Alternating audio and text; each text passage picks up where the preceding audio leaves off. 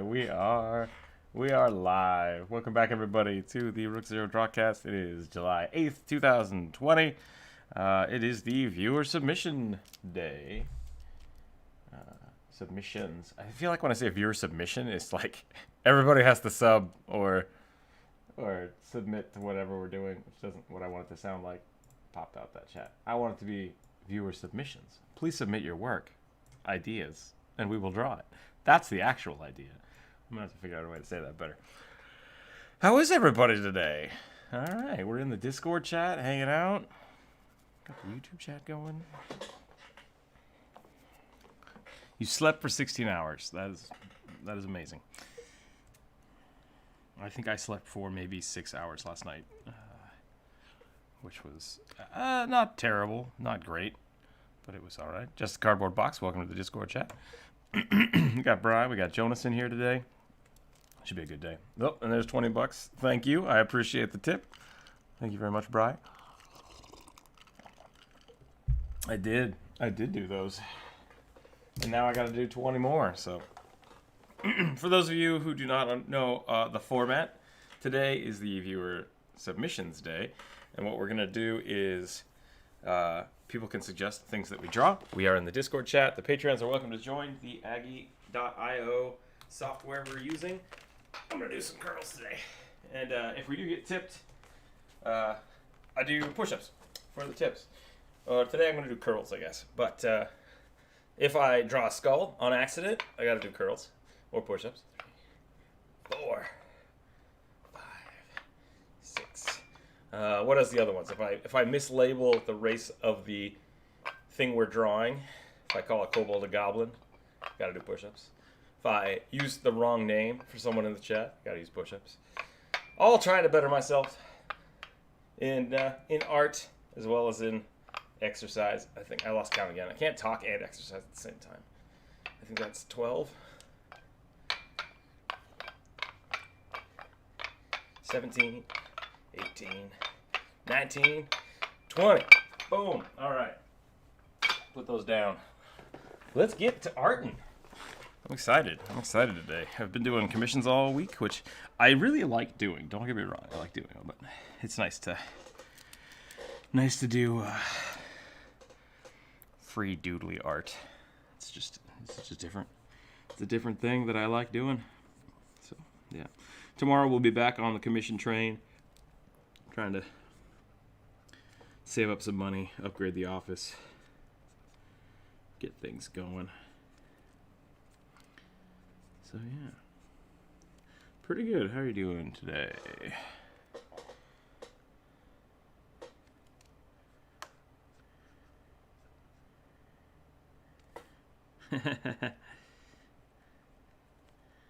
That's exciting. That's good. It's always nice when you finally upgrade your system. Just something that feels functional. I'm definitely going to have to do that probably in the next year or two.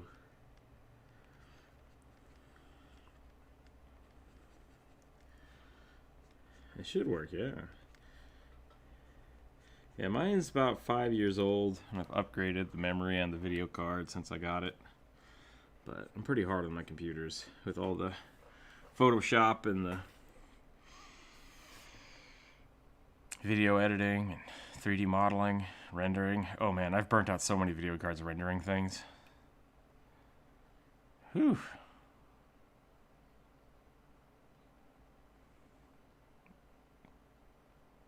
Different kind of rendering. No, I used to do 3D modeling and animation for the university. So I would have to spend I would literally work on a project and then be like, okay, render button, and then my computer would be completely 100% capacity for the next 36 hours. And it's like, and I would just walk away because I can't do anything else to it. Yep, it's part of the job. But I don't know what changed. Did Discord update something that I didn't do?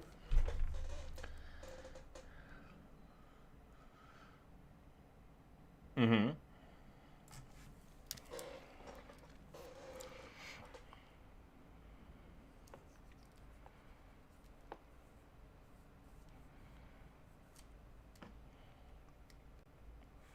Interesting. That's interesting. Yeah, I guess I don't use mobile very often, so I'm always on the desktop. That's not a good. That is not a. Your mic is not so bad. I don't know. Oh, your mobile mic, like if you use your phone. I gotcha. You don't have to. I mean, if it's terrible, I'm one of those people that if someone's like, "This movie is super bad," you should watch it. It's like I probably won't because you told me it was terrible. Like I'm fine with not watching bad things. Is that weird? Is that weird to me that like I don't want to smell the terrible things that smell bad, that people are like, oh, this is horrible, check this out. It's like, no, I just don't want to. I'm perfectly fine going through life without adding more bad stuff to it. Totally fine with that. Totally fine.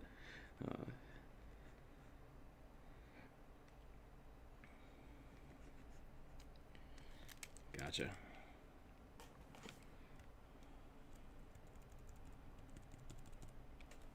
Makes sense. If you don't like it, definitely submit a ticket to Discord. They're pretty good actually about hearing people, as far as I'm aware. So if you have a complaint about, I don't like the push to talk button, great. I mean, tell them that. I think there's a thing that I run into from time to time, especially like I've been in the service industry for a lot of my life. And a lot of people are like, there are the people that, what are the Karens? Is that the term? I don't know if that's right to say. I know a lot of people named Karen, and you're lovely people. But like the people that just like yell and complain and are jerks. That is very different than the people that say like, this hamburger is terrible. It's like, really? Why? I want to know what happened that made this hamburger terrible. Because if not, I'm going to keep making it the same way, and it's always going to be terrible. So definitely, like, there are times when it's totally fine to say, hey, you know what? I don't like this thing. I don't know what happened. I don't like it. And I think Discord's pretty good about that kind of stuff. Just, don't be super jerk about it.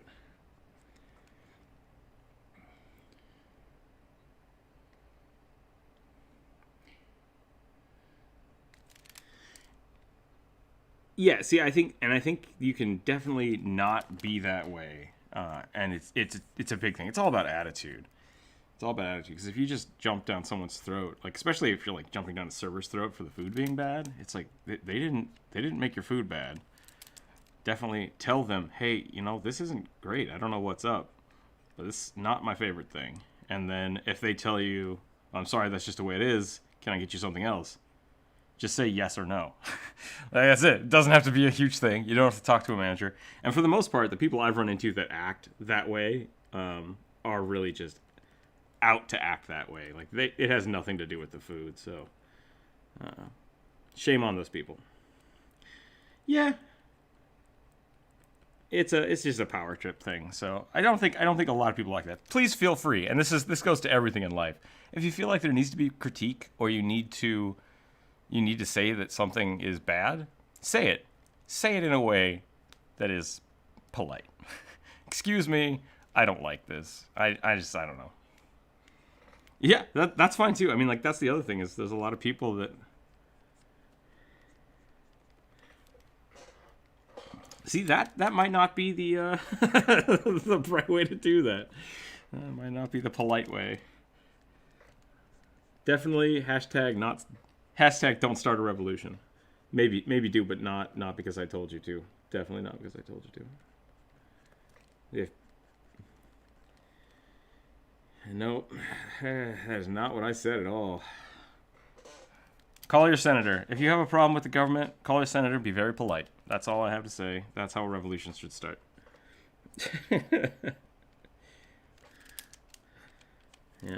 Yeah. Jonas is my FBI agent, so you're on a list somewhere.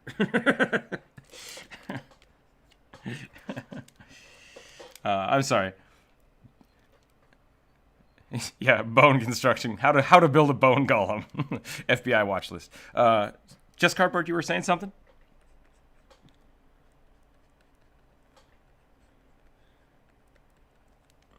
Yeah, arrest that man now. It's not a good movie. Tusk, not a good movie. I think Cardboard was trying to say something and got cut off. So. maybe not. We want to try to make sure we give people time, equal time today. Oh. Oh. Oh, okay. That's fine.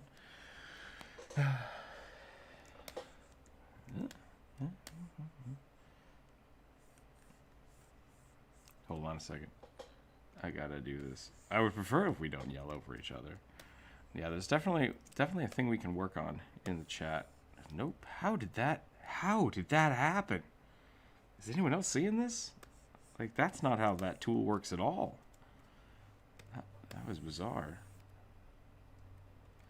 I am not into body horror movies. And Tusk is very much that.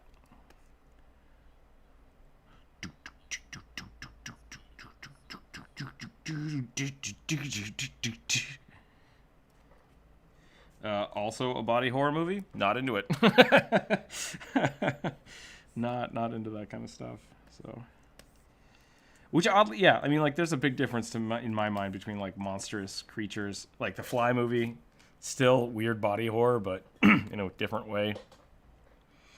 Yeah, The Thing, super weird.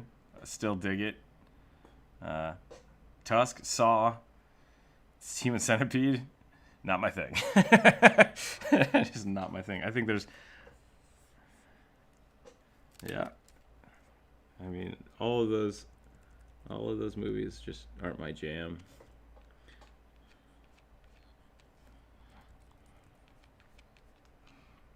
I think the element of it is like it's kind of the same thing with my D&D games. Like, I'm okay with an evil campaign. I'm not okay with like glorifying torture, and it's just I'm not into it. Yeah, I'm not into it. Don't even mind flayers. Like, oh, they're evil. It's like, that doesn't make it right. Don't.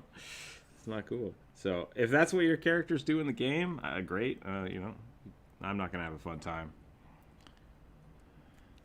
Yeah. I mean, anytime a paladin's like, hey, what if we just torture this guy for information? I'm like, is that the only option you have, or is that the easy option? Okay, you're an evil paladin now. I'm assuming that if I suggest something to draw, so half-orc gunslinger who is basically James Bond, that is a cool idea. I dig it. I'm writing it down. Let's do it. James Bond orc. I'm in the wrong... That could be why it's been so quiet. I'm in the wrong chat room. Hold on a second. I have not heard you say that at all. I'm so sorry.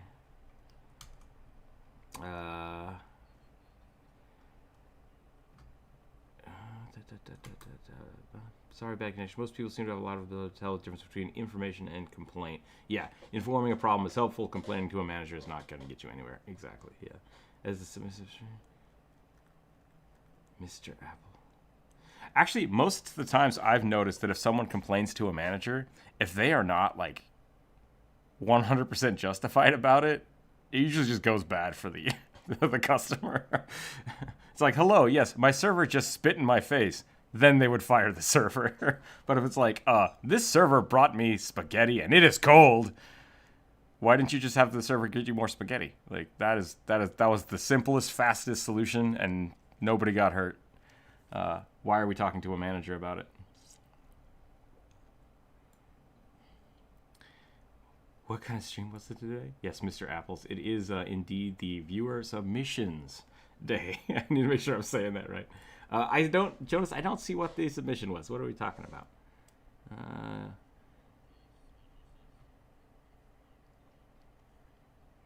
Buffy the Mind... Man, why don't I see this? Where is that?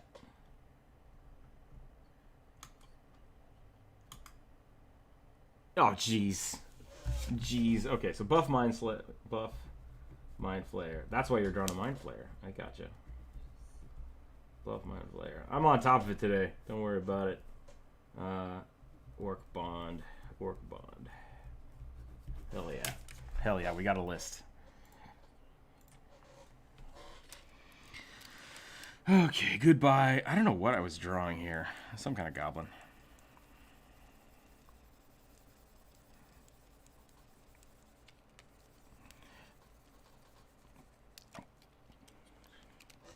Did you say Ravage Savage, but mean Randy Savage? Did Randy Savage go by Ravage Savage at some point in time?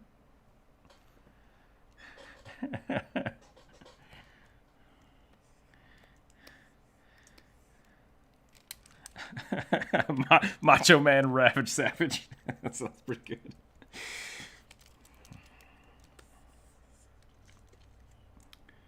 Man, I remember the WrestleMania for the old systems, trying to make the weirdest looking playable character possible.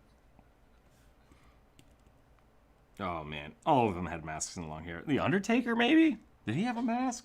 No, he just had the face makeup, like the eye makeup. There need to be more luchador D&D characters.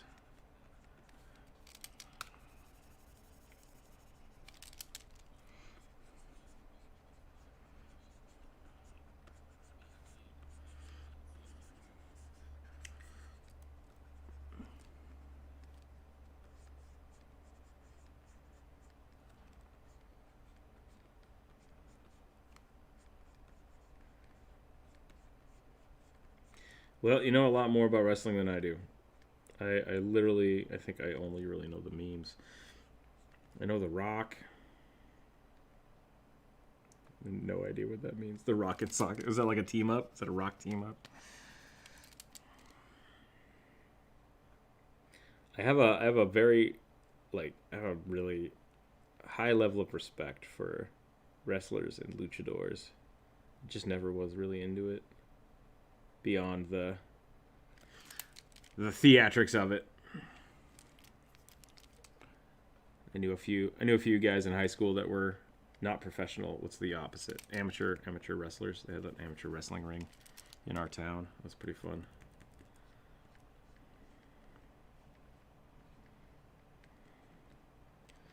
Mind Flayer luchador.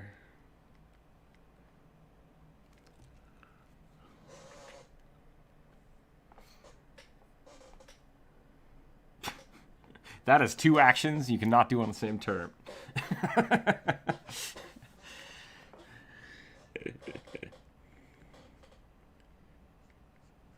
I'm gonna action surge into a mind blast. I guess that works.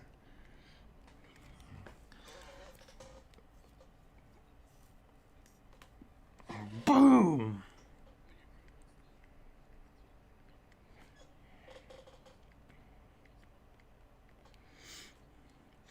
Okay, so this is a regular Mind Flayer body. I have that built out. Yeah. And now we're going to go like this. This is our new Mind Flayer body.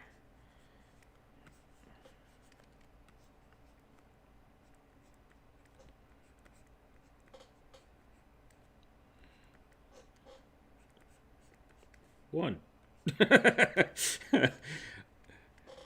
I've had I haven't run into that being a problem of being like, "What are you doing that?" But I have run into like jump rope with her war scythe casting smite and like, okay, 216 damage. It's like, what? Run that through me. How did you do that? Like, hold on a second. Break those numbers down. I want to see this. I want to know how this happened.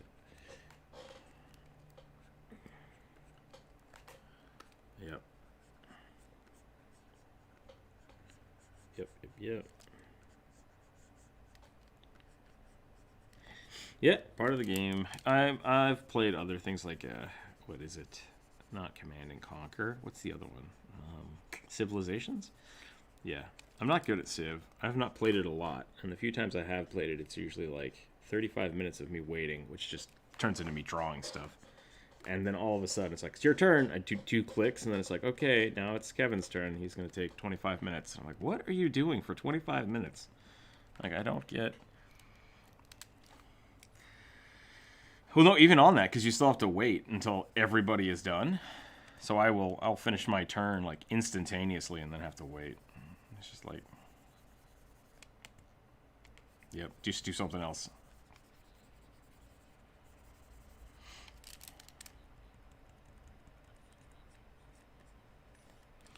Yeah, I always lose. Just don't understand the game enough.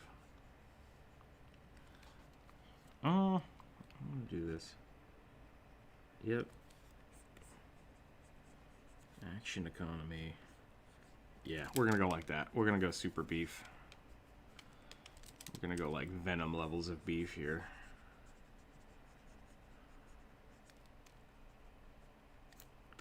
I don't think so. I don't think I'm gonna go Macho Man. I'm gonna go, definitely gonna go Spawn here. Or Spawn.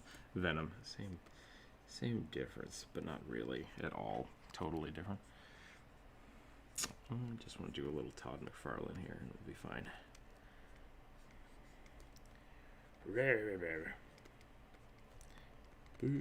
Beefcake?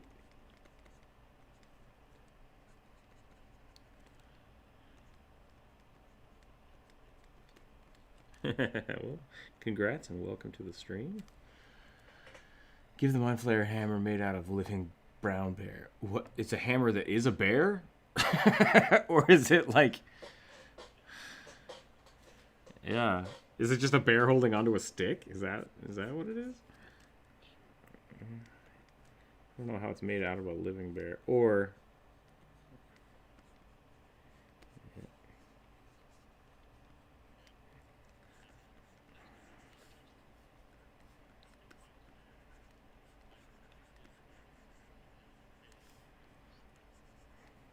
Let's go ahead and we'll add this bear in here.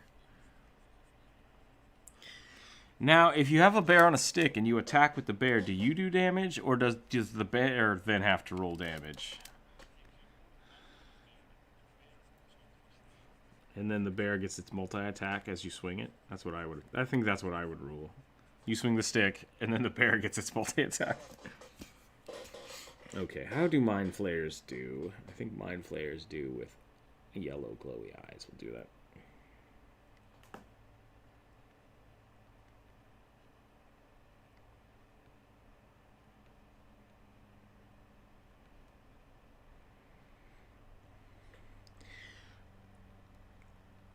Literally a totem of bears.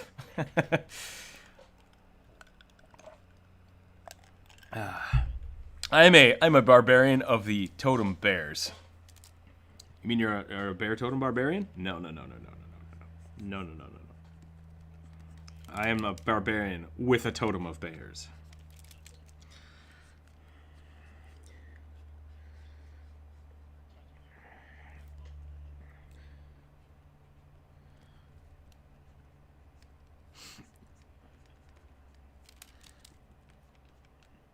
What kind of warlock powers do you get from your bear patron? I can maul people. You don't have any claws. Get them! And then it's just like... Blah, blah, blah. I cast inflict wounds. It's just the bear attacks them. It's like, I can't tell if you're actually a warlock or just a really weird ranger. Why not both? Why not both? I did not do this right at all. This is so... It's so janky. We gotta get some super beef. I made him super buff. It looks a little bit like an Umber Hulk. I think I messed up the neck.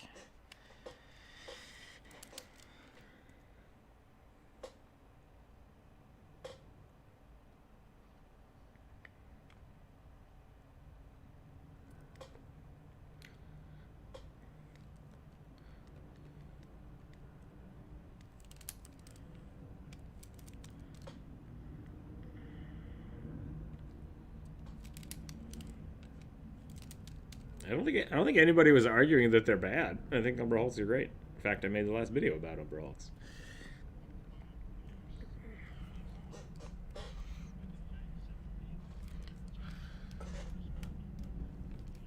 All right, I gotta turn down some people. Let me know if you guys can hear things on the YouTube again.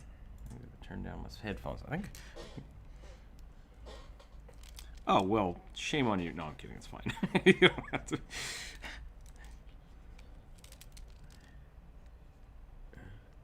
It's totally fine. I think my allergies have been so bad the last few days that I had my headphones turned up way loud because my ears were plugged up. But getting better. Slowly getting better. That's not how that muscle do.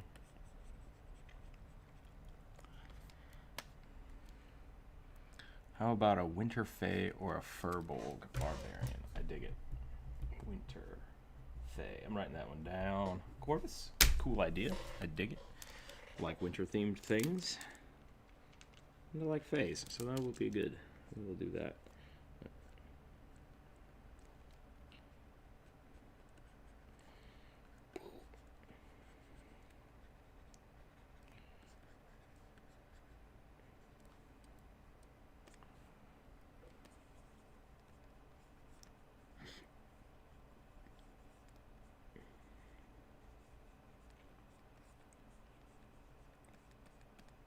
Did you say you won by maybe cheating? Oh, because you were just turning it into water. Gotcha.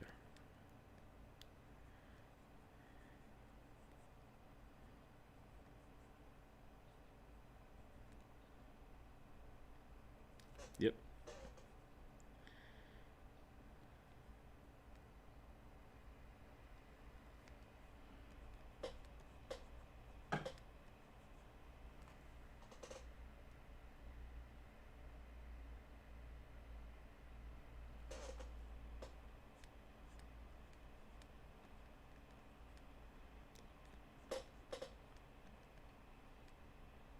Yeah.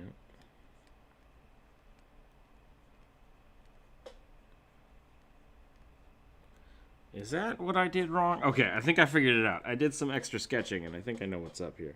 The head is too far back for how bulky the body. Yep, that's better. Look at that. Look at that. Hell yeah. He's got venom shoulders. He only does shoulder day. That's it.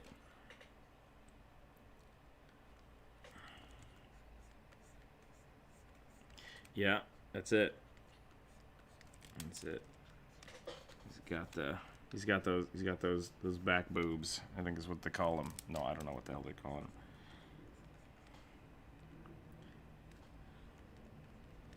them. I mean,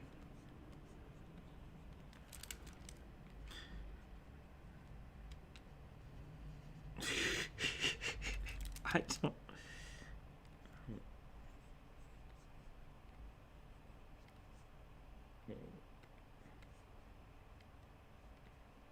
Really?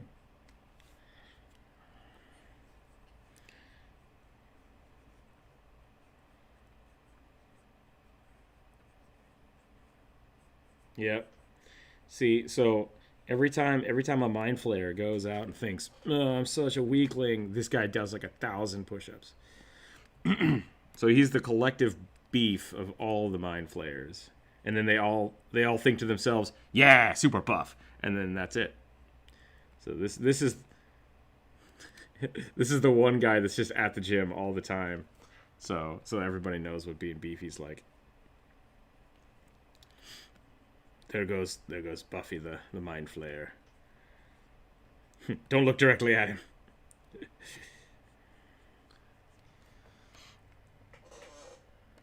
The mind flayer looks like a villain from Ben 10. That's a pretty buff mind flayer right there. It's a good one, Corvus. That's a good one. Tentacle legs or anemic skinny legs with skinny jeans.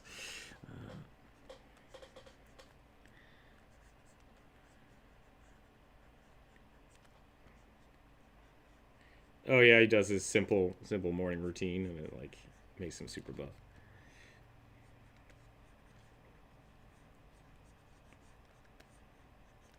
Yeah, I mean he's got the mind flayer connection, right? So why not?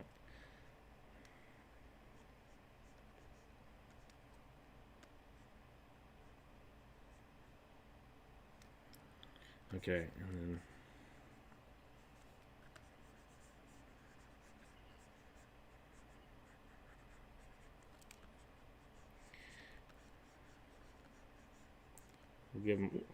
just give him tiny beefy legs. I think that's gonna be good.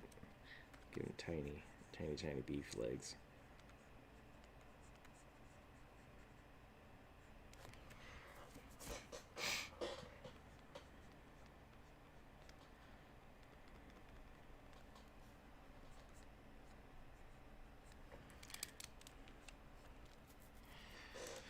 Yep.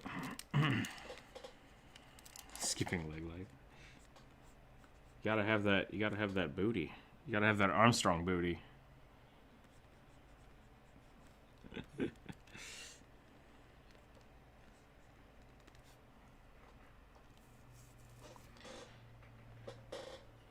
All right. I think that is our buff flare here.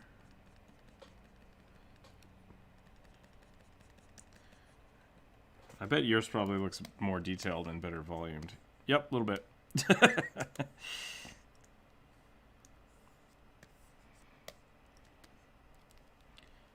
Do it. Yeah. Monks that kick stuff are pretty dope. I mean, it's basically the exact same thing, but as a regular monk.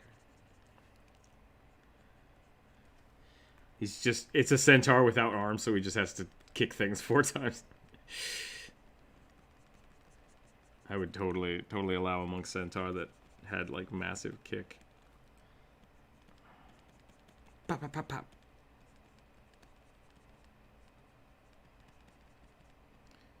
Just kicks around a stone soccer ball.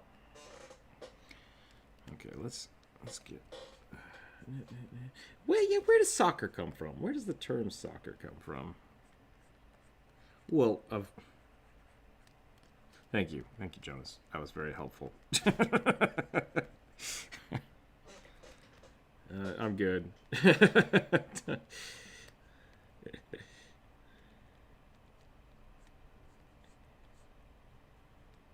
Uh-oh.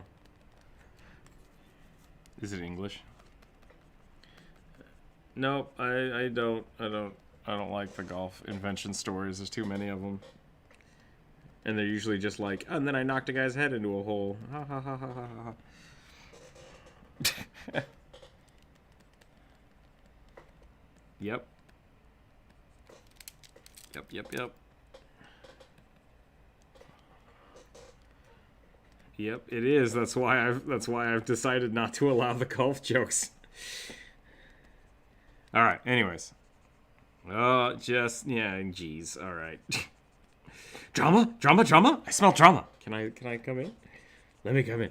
Okay, there. We're done. This is Buffy, the Mind Flayer. That's that. I like it. I dig it. He looks like he's holding an action figure of himself. I gotta erase that real quick. All right. What was the Adventure Zone?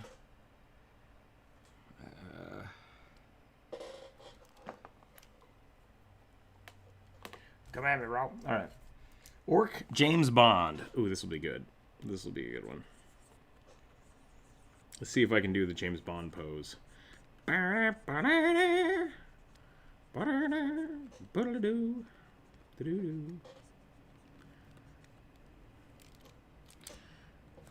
then arm down and elbow like this. We'll do a finger like that just so I know where that's going. Pew pew pew. Eldritch Blast.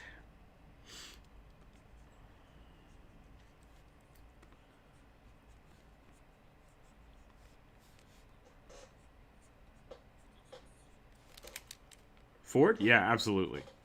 Absolutely, he does that. That is a terrible elbow.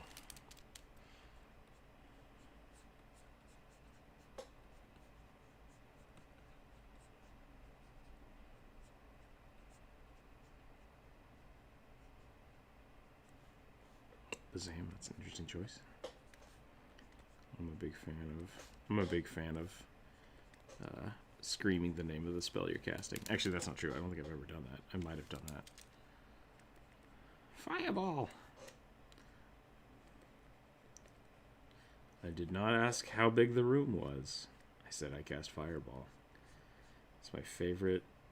Yep, I cast Sword. That's another good one. Those are my 2 favorite D&D spells. I didn't ask how room the big was.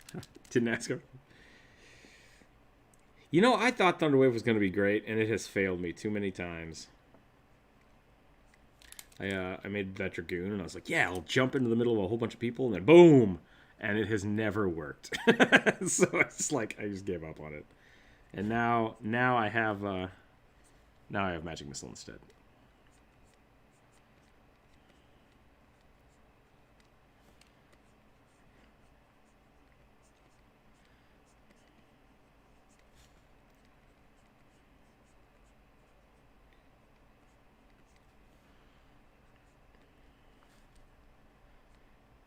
That's not how that works.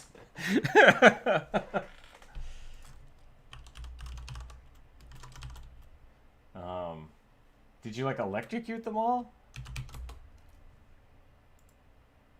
Yeah, that's what I'm wondering. Like, how did that? Because it only does like a D8 per spell level. How did you kill a bunch of merfolk with that?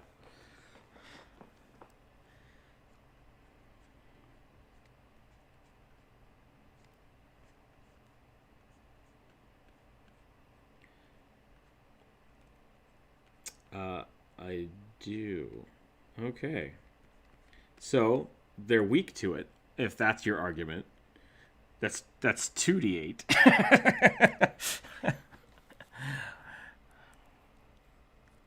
Ah, so they were a bunch of like trash mobs. Gotcha.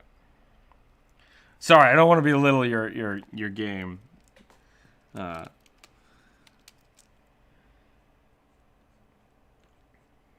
Interesting.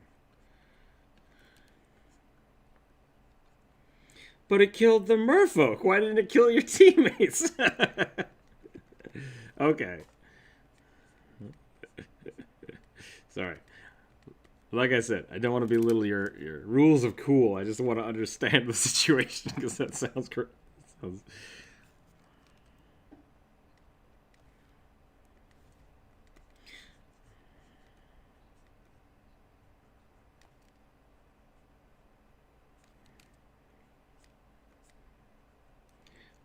don't remember how suits work.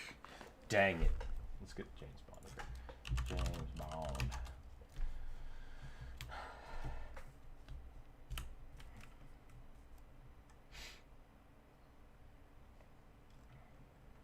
Well, I'm glad that it worked out for you guys. That sounds pretty epic. That's not how sound works. That's not how sound works at all. You have achievements in your games too? Oh man, you guys have D&D like on lockdown. That's the way to do it. Maybe a fire inside druid. Dig it. Fire inside. As long as everybody's having fun. I totally screwed this up. James Bond has a bow tie. How did I not do the bow tie?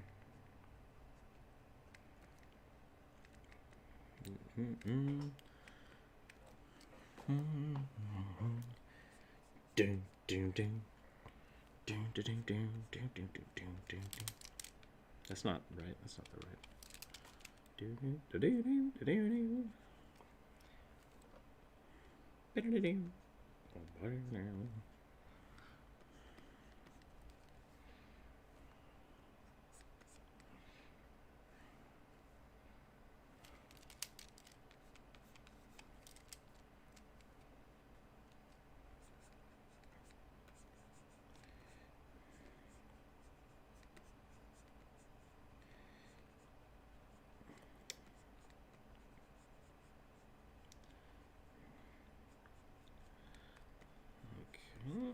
We'll do this.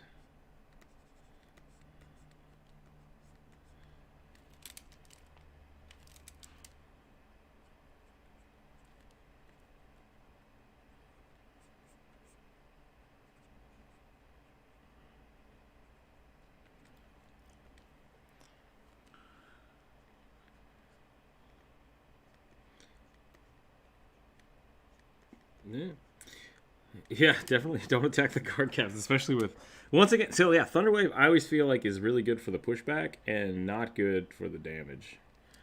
So I generally only use it in like very specific situations. Once again, I disagree, but okay, great.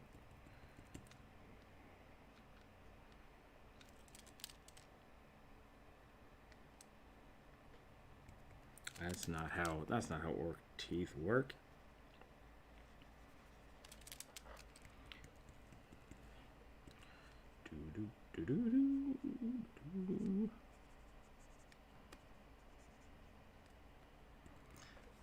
Draw this face.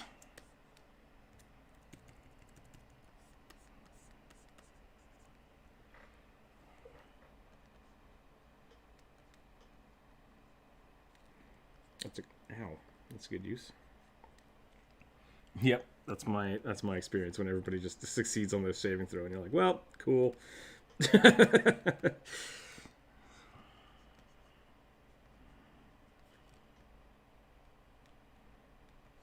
Yep, broke the bridge.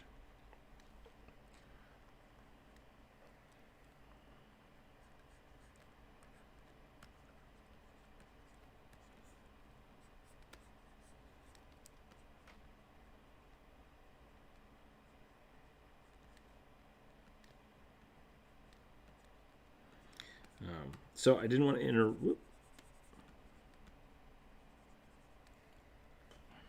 Nice.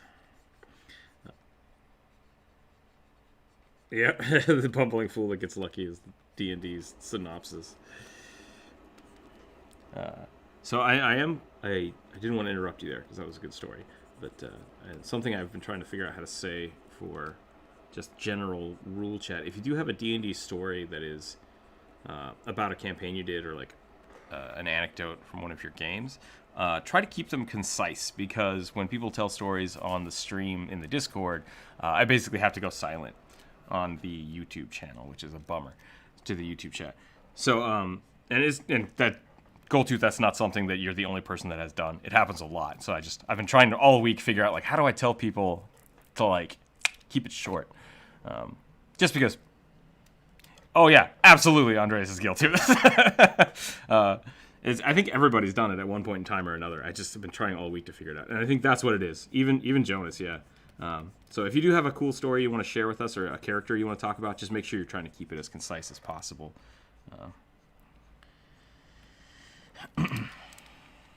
Yeah, that could be a good way to do it, too. If you have a story you want to share, put it in the chat and just be like, oh, so I just wrote down my story for the...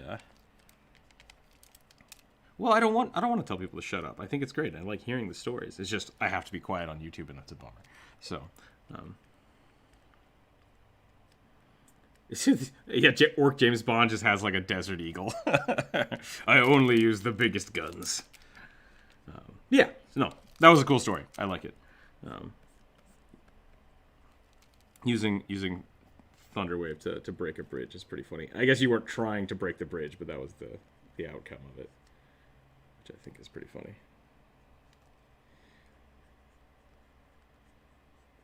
Right. If it works, it works, yeah.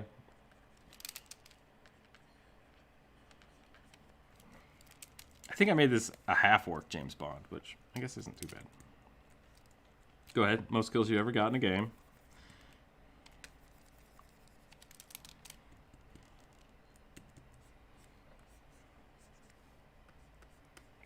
I forgot the fireball gun.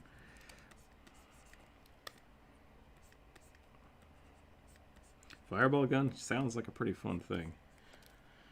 Can add to the list a child bugbear rogue. You can add that to the list. Bugbear. More push-ups.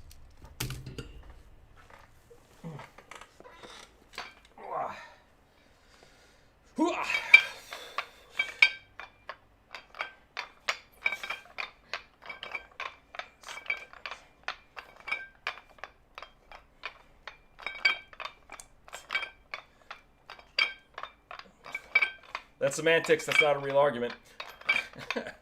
You're just trying to start trouble. Do you kill a lich? We can ask this question. It is a legit question. I will say. Do you kill a lich? I would argue yes. Even though it is undead. Yeah, I think killing is just really like turning off, because like you can't kill a Jurask, but you can defeat it. We killed it! Yay! It's gonna come back. Yeah, all right. Yeah. So I think kill is the, how do you define that, and yeah, shut it off. Thank you, Brian, for the tip there. Yeah, I mean that's the thing. I think you can kill a skeleton too. If you can kill a lich, you can kill a skeleton. But you're saying it's all about agency, like whether or not it's an intelligent creature. Sure. I think it's just you're just arguing the semantics of the word. Just like saying things like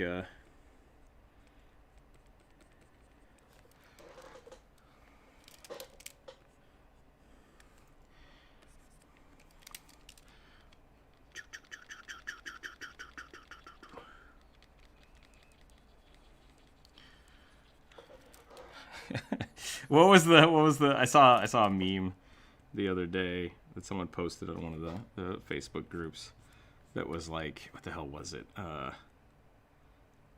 I killed my first DM yesterday. When does it get easier? And I was like, I see what you did there. Because a lot of people are just like, oh, I just killed my first PC. It's like, yeah, man, that's part of the game. Like, yeah. I killed my DM.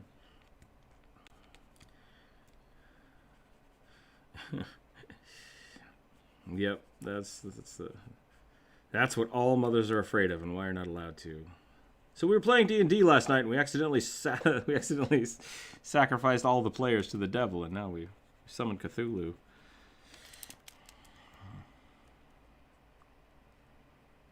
Did that happen in Reno 911? That would totally make sense for that show.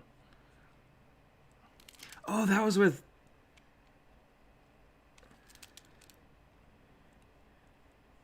It's right. That was... Patton Oswalt was in that, wasn't he?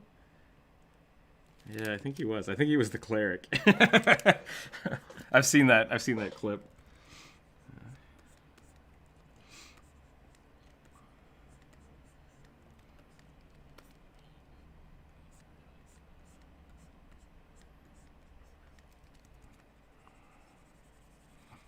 I think we're going to call this about done, because I hate drawing suits. Definitely something... One of these days we're going to have like a let's draw clothes day. Do some clothes studies.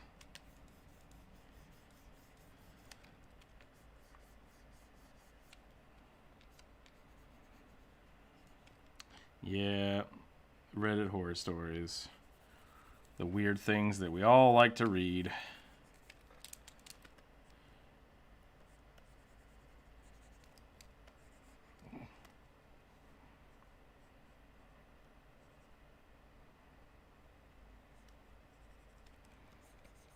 Wait, did he actually drug the whole party, or did he drug the PCs?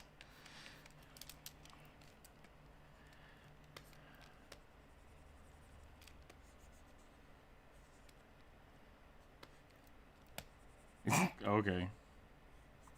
That's creepy. Yep, that is illegal. That is what that is. That is a crime.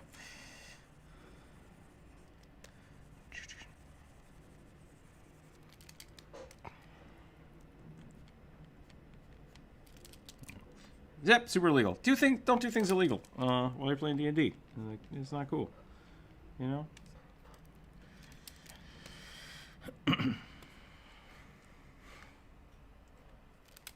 It's really cool. So, hey, it's all about consent. Like, I think that's the important part. If you guys want to get drunk at a D&D game, that's your own business.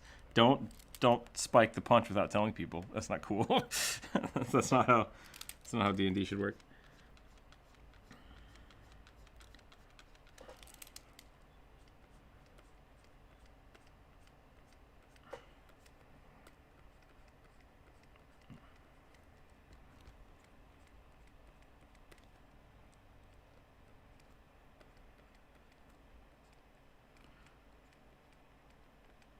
Gross.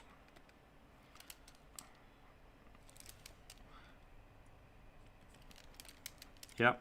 I'm not sure if you're... Yep. We're going to move on. If you need to talk about that later, please talk to us about that. Anyways, back to D&D. I can't tell if that was a real story or a D&D story. And okay, see, we were talking about real stories. And what you just described was kidnapping. So... that was not cool. Like, that's why I was confused. But D&D stories still,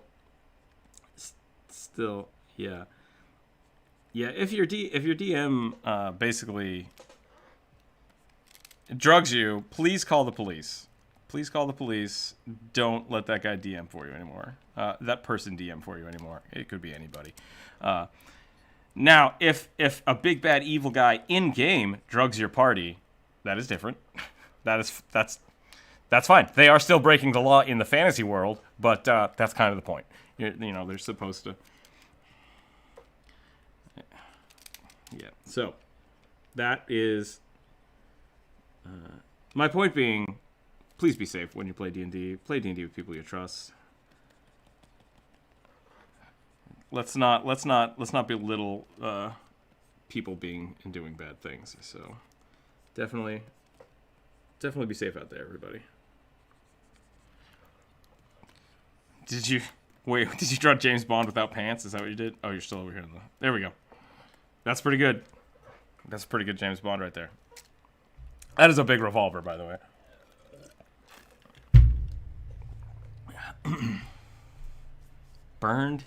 Buried himself in potatoes. Okay.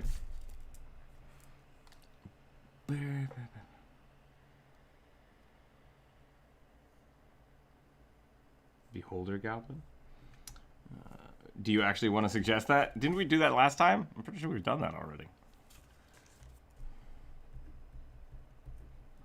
Beholder Chicken. Okay.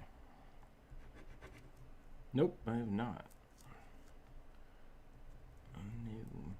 I've seen it. Yeah, I've had a few people tell me about it, and like I've watched people play it, but I've never done it.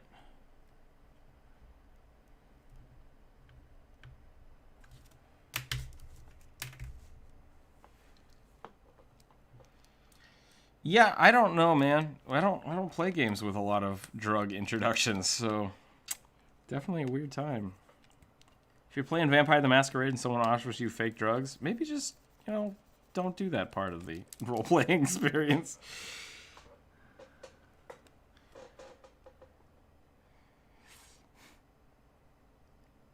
Yeah, that sounds... All right, I'm gonna make a rule here. Unless you need to specifically talk to us about drug use, and it's not in game, which I guess yours is still a borderline. Like, I think this is a weird conversation topic, and I don't think we should be talking about it.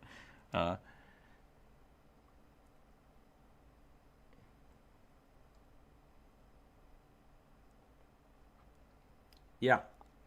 Yeah, if you don't know the person that is giving you the fake anything for role playing, like, yeah, if you don't trust them explicitly, just don't do it.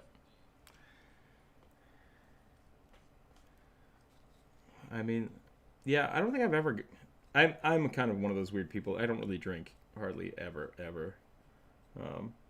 And so I'm pretty not impressionable when it comes to peer pressure. So I guess I can kind of say that I haven't really had to deal with any of that. Winterfell. We're doing a Winterfell.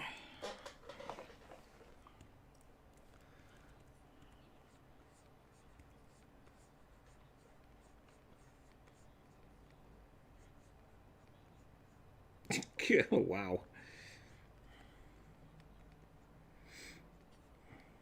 I had that.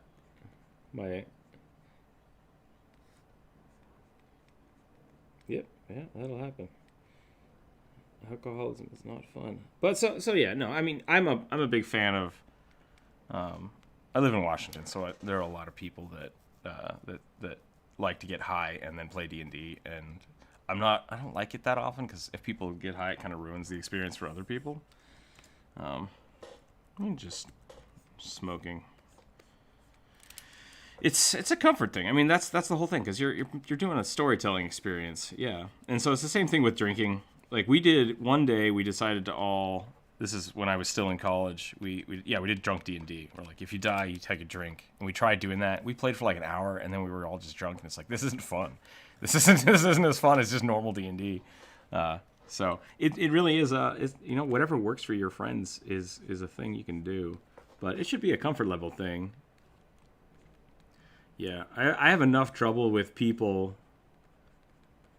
I have enough problem with people playing, like being comfortable enough to play the game normally. It's like maybe don't don't get into an altered state before we do this.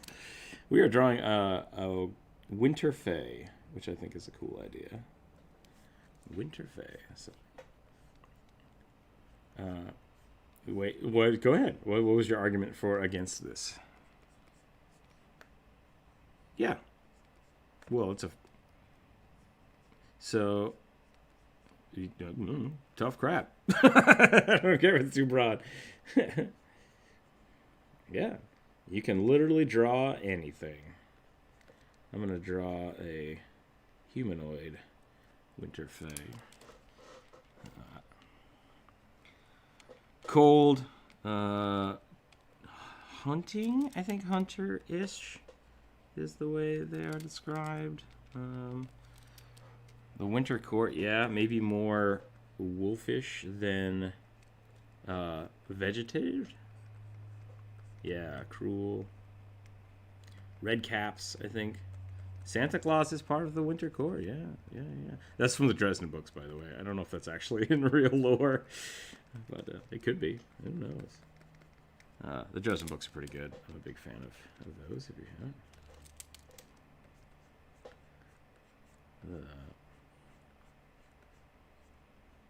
I don't know. Who is Coyote? Let's look that up. Wind nymph.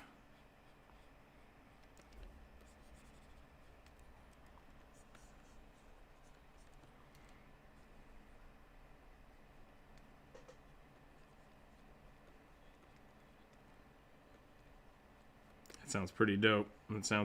If you were in the YouTube, I'm sorry you missed that explanation. That was great. I like it. So we're gonna make a cool little winter court fae creature. I'm gonna use some like really jagged stuff.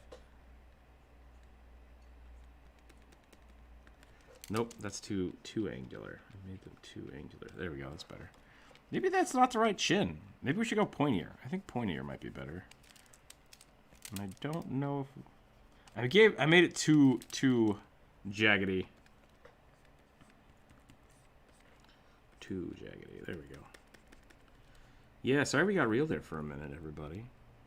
Don't get we just all started talking about drugs and stuff, and it stresses me out.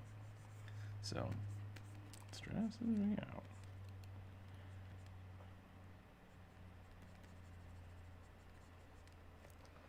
There's some Winter Fae references in the art reference chat. Oh, I will check those out. A negative energy elemental. Oh, that's a cool one. I like that. Negative energy. I think that might be the last one, too. We'll see what happens, because I still have 4 more to do, and we have about an hour left. So we might be able to take 1 or 2 more. Art reference.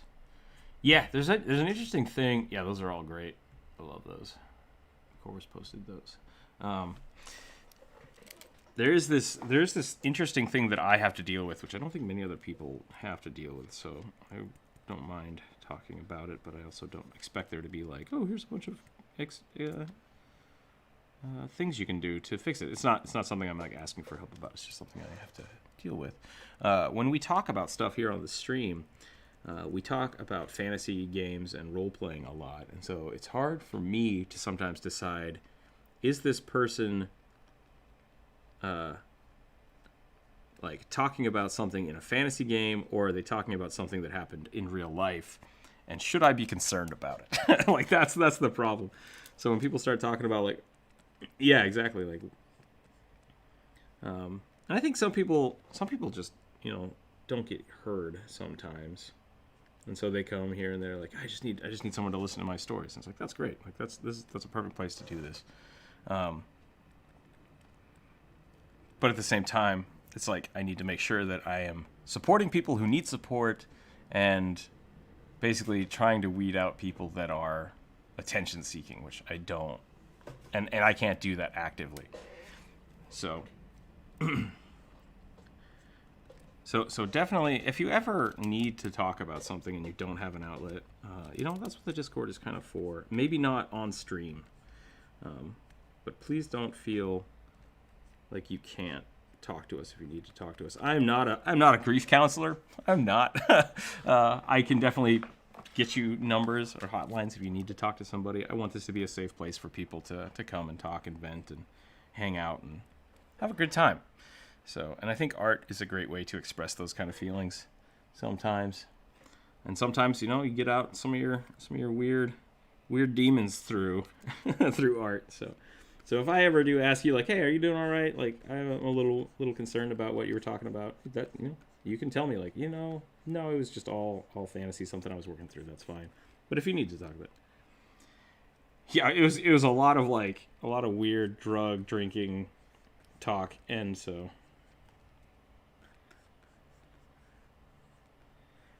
yeah. So if you play Vampire the Masquerade and your whole friends are into just like the excessive debauchery of it, you know, that's a legit thing that is that game. And so definitely, but once again, I need to be to do my job to say, is that all it is, or is there something we need to talk about? So definitely, yeah. The scorpion.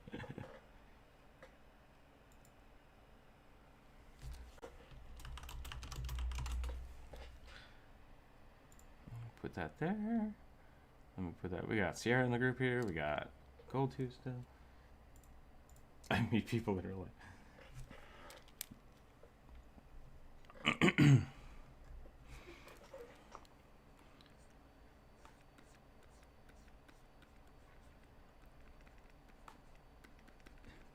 All right. Getting a little personal here.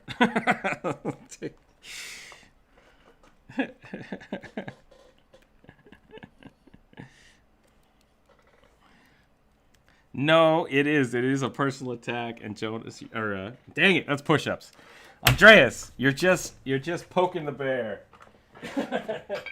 Stop stirring the coals. I'm trying to draw a red cap here. 9, 10. I did 10 push-ups for that one. Well, I'm doing curls. Curls are different. I'm doing sets of curls, by the way, not just individual curls. So. 10 per arm. Not a therapist. Hashtag not a therapist. Hashtag will listen. So.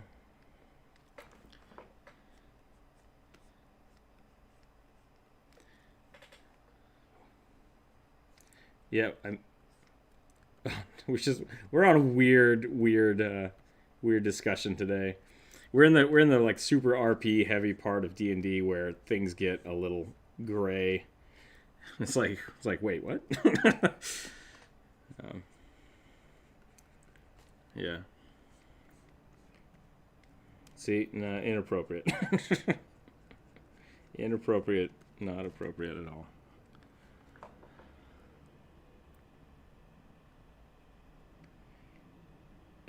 That is actually exactly what I'm talking about. When you say things like that, I'm worried you're not talking about D&D, and it frightens me.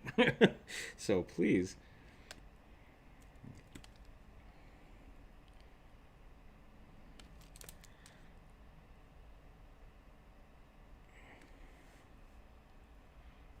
Maybe I want to make this nose a little...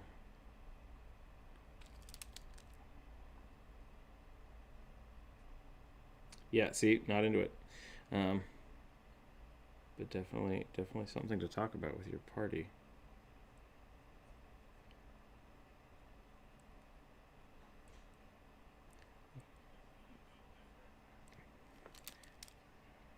That's fair. Drowse is unrelated. Completely unrelated. All right, let's hit it.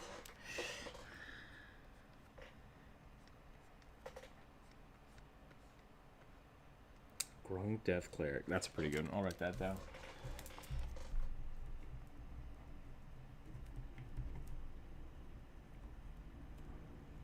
I'm gonna erase the Beholder and do the Grog instead. I think that's more interesting. I feel like.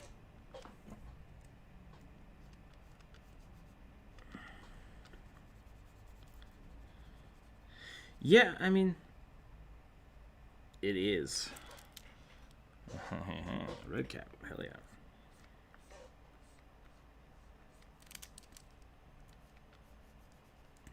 Maybe. That's a garden gnome.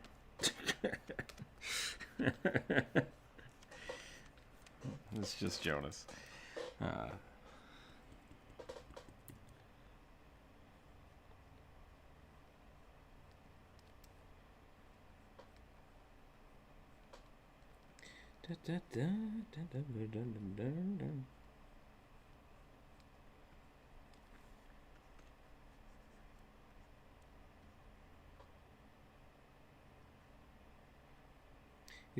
He's like a gargoyle, or a what the hell is the weeping angel? A weeping angel gnome. Looks like a garden gnome until until someone looks away. I roll stealth.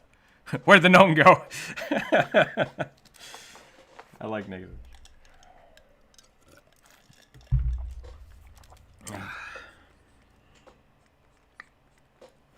I'd like to roll perception.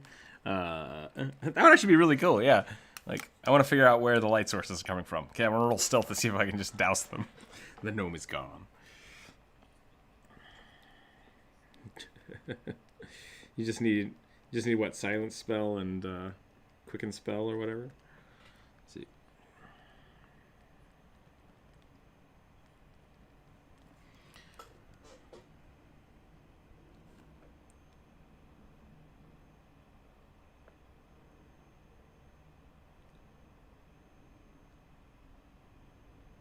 Yeah, and it's just like Druidcraft is basically just Druid flavored thaumaturgy, which is Basically, divine level prestidigitation.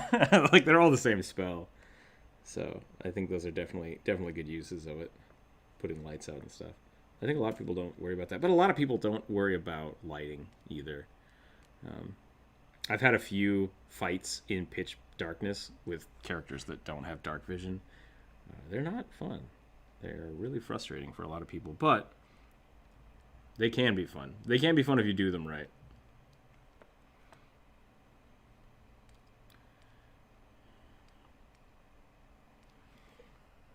Yep. It's like...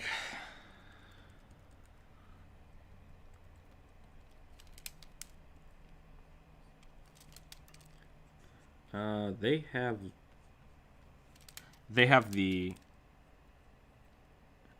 That is a joke I've made every video I've ever made.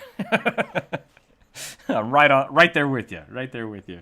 Too many things have dark vision. No, the ASMR do not have it, but they have the potential of like the halo, so they can always have a light, which I think is pretty cool.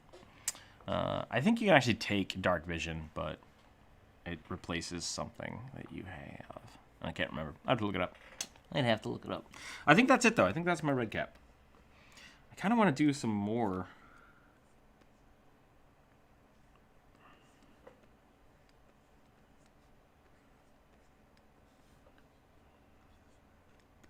I do love blinding my drows and kobolds, like right as the fight starts. The cleric casts daylight. Dang it. They do. They have farther dark vision than most other races.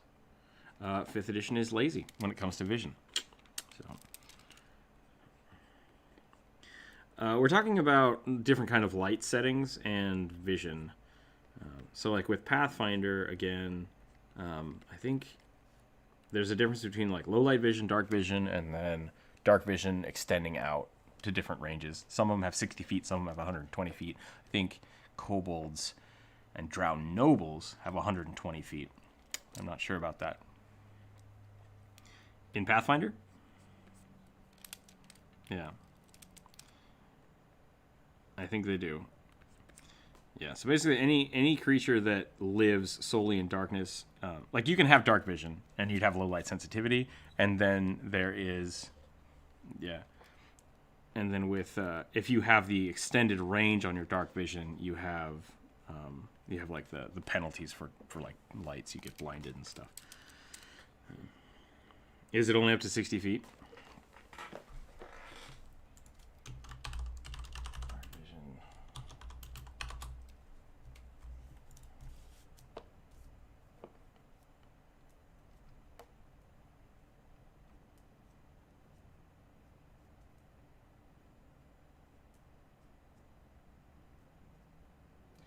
Monster. The 120 feet is for monster races. is why.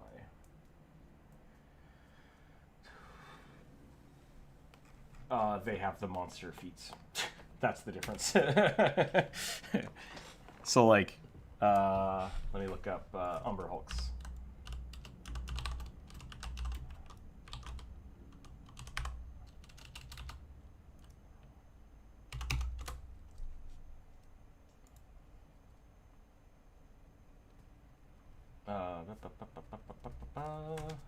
Yeah, so like Umber Hulks have dark vision to 120 feet, and then Tremor Sense up to 60 feet. I got that sweet Tremor Sense. That's probably what Umber Hulks have. I don't know. D&D After Dark. Who knows?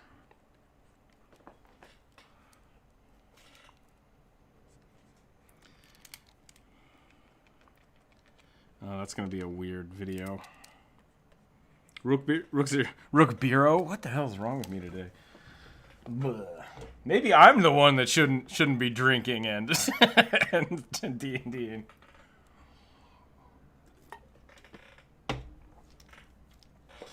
That's what I get for not sleeping enough last night.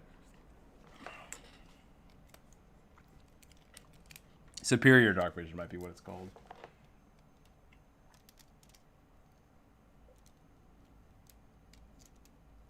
Okay, yeah. I was up all night with itchy eyes and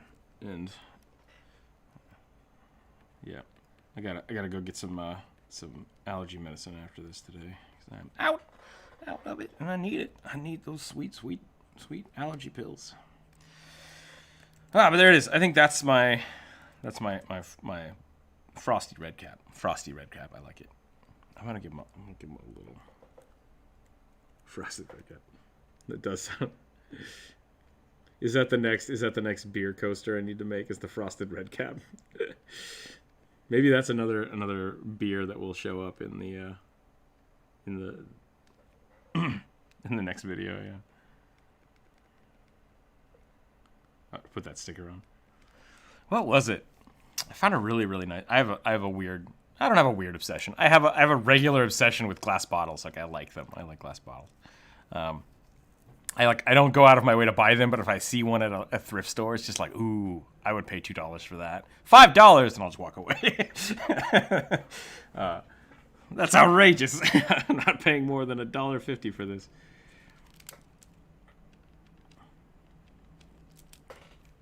But I found a really nice one. I'm trying to think of what it was. Actually, it's in the back of my truck. I could just go get it.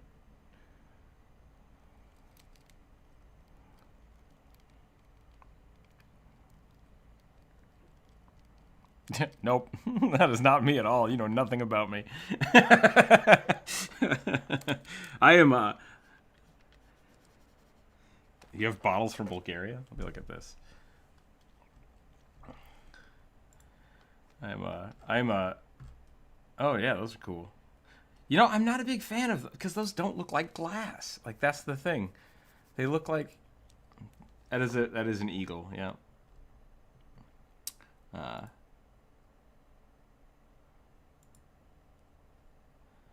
I'm weird crafts all over my house from time to time. Like I have shields I've made. I have different things I've handcrafted with a forge. Like different things like that all over. I have tons of wrapped bottles. And I might start selling those on Etsy someday. No, not that. Why are you trying to make me sound like I'm starting a revolution? Because that's like... I'm Andres. You know, it'd be funny. Let's get Rook arrested. That'll be great. No, please don't make anything like that. Yep. No. So I used to volunteer my time at the sculpture lab at the university, and so I basically just like 8 hours a week I just had to sit in a sculpture lab, which is like access to every tool that ever worked, and so I would just wrap things with cordage and make weird things. So I have a lot of really cool like hand wrapped bottles. Yeah, that's something I do. And so I have a large collection of bottles that I keep going like, oh, someday maybe I'll wrap that, or I'll turn that into like a candle holder. Cecil cord. I like to wrap them in Cecil cord and then wax them so that they become a solid piece.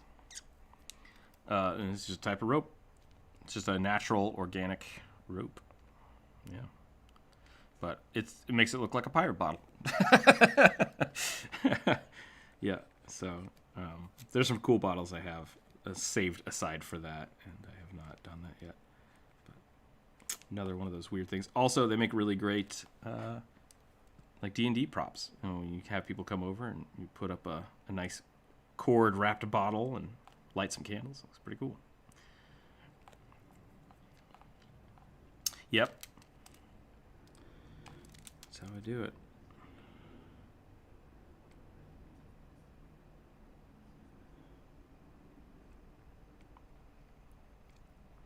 Just Andreas. Wicked bird.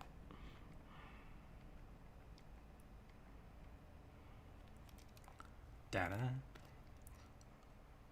Oh, that could be fun.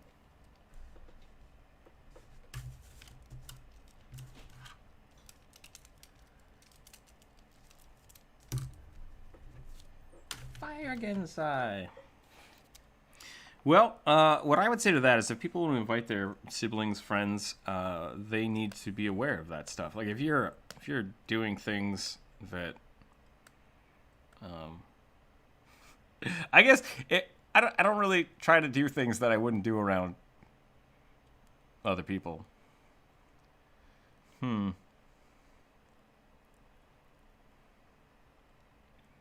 like that. That's cool. That's cool, Jonas. Well, if it's uncomfortable to you, tell them that. You're like, I don't feel comfortable doing that because we come play D&D, we like to party. I'm not cool with you bringing your sister. That's not fun.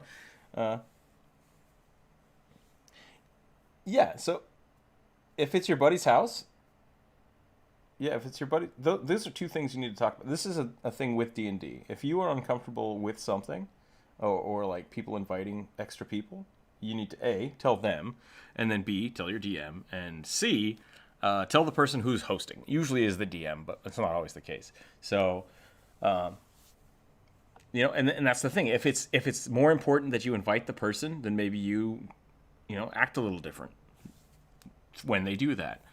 That's a thing you have to do sometimes. But if it's something that is just like, I don't feel totally comfortable doing that, you have to let people know. I think because otherwise, you being uncomfortable during a game is just going to make you mad if you don't talk about it. And that's something that we're doing a fire again side now. By the by, you can keep drawing that one if you want. I like that. I like the little horn ear thing. Yeah, definitely talk to them. That's my suggestion. I think it's a lot of fun if you can get more people into D&D. But I think there's also, we've talked about this a lot of times, is expectations of the game. And that's something we're going to have to do before the game next week. I'm going to try to get a hold of people that want to play this weekend. I'm going to try to talk to you this weekend. Basically being like, what do you want to play? This is how we're going to do it. This is what we're going to set up. And this is how we're going to test it and make sure it works. Well, I don't want to talk about it on stream because it's not really applicable for the stream. So that's why it's really got to be a comfort thing, because I would like to stream it on Discord. So next Monday, Tuesday, I hope. I don't know if that's really when it will be. I would like to stream the Patreon game. I don't want to stream it on YouTube because it's a first try. It's people getting introduced to each other. People might not mesh. And it's going to be on Discord. So one day next week, we won't have a YouTube stream. We will have just a D&D in Discord stream going on. But it very much might be that, people that jump in and play don't like the way I DM. That's fair. Like, that's something that can happen. It can be they don't like the game type. Also fair. It can be they don't like the other players. Also fair. Like, all of those things are not, like, unreasonable. And it just becomes a matter of how do you judge what to do, right? That's the thing. So, like, my kid sister wants to come play D&D with us. No, we get way too rowdy. We would cuss a lot, and we like to drink while we play. I don't feel comfortable with your kid sister there. Cool. Do we not bring the kid sister, or do we have one day where we don't do those things? That's a conversation that has to happen before either of those things happen, right? You don't want to just say, well, I'm bringing my kid sister, so tough crap. It's like, okay, then we're not going to change anything, and you have to be okay with the fact that your kid sister's going to be about a bunch of rowdy D&D players. like that's the thing, and you have to figure that out. The worst thing you can do is not talk about it and then just have people be grumpy and mad and upset. I think that's the worst thing that you can do. So, fire again side, let's do it. I think I always draw my fire again size in profile. Someone say something? Hello? Oh, hello. Welcome. Ace is here.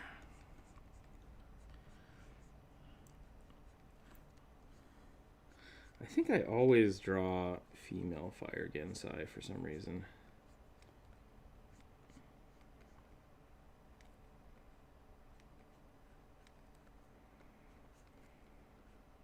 Doing lots of pointy ears today.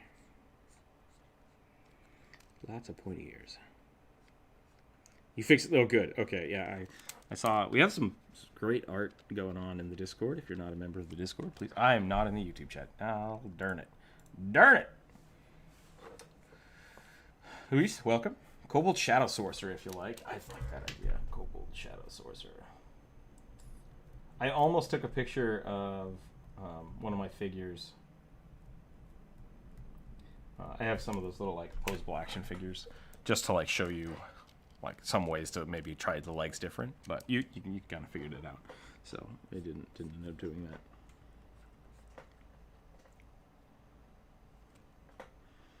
Yep. No, I struggled with that. I struggled with that yesterday in the live stream. It was real bad. I'm gonna steal Jonas's giant horns.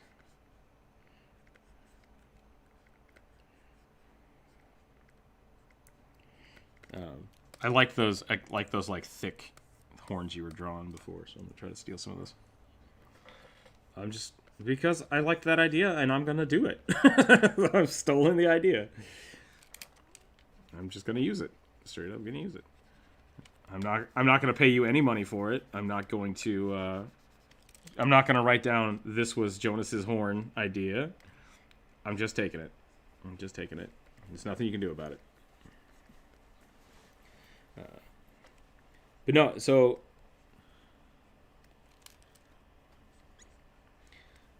yep. I'm still not sure who drew Rugby first, to be totally honest.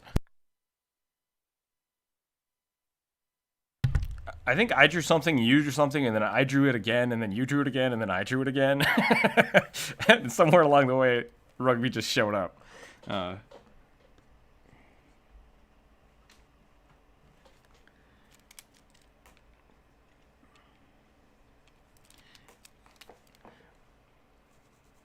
The thing...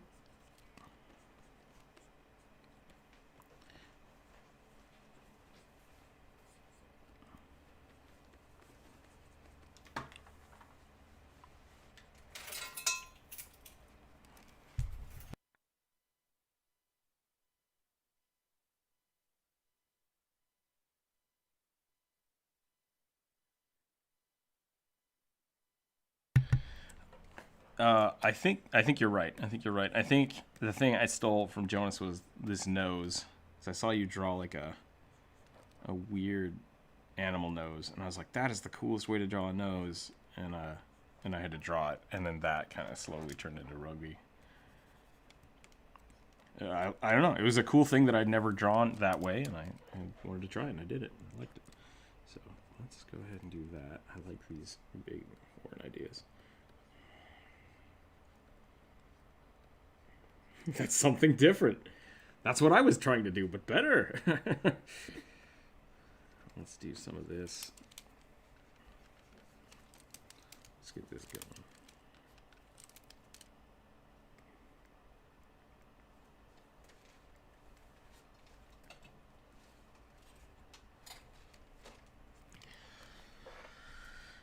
Meme chat.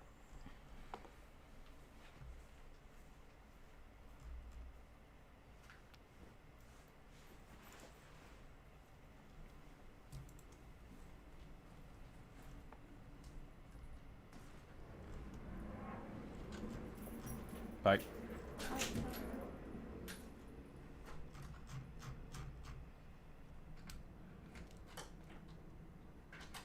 I'm so confused. I gotta go back to different chats here.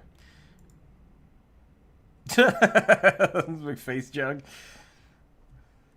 Wheel thrown, hand sculpted face jug. That's pretty funny. Yeah, I don't know. That just looks like a face. My jars can't look like faces. I refuse. You've hit my trigger button.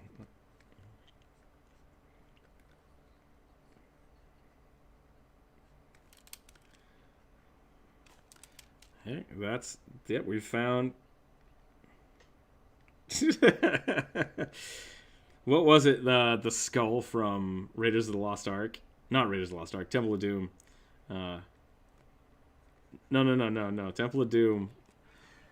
When they got the upside down skull goblet that just like pours out of the skull's mouth. It's just like, oh, that got me. Let's see if I can find it.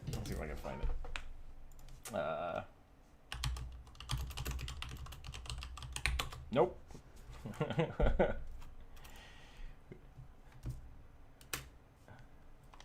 There it is. All right, hold on.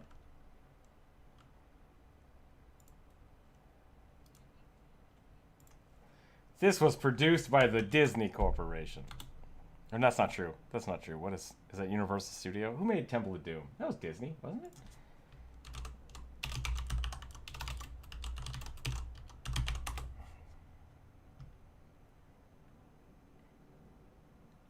Yeah, it's owned by Disney. Blah.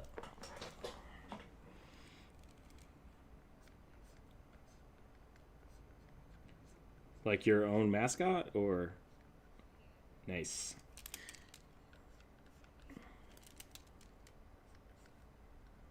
Nice. Sounds pretty good.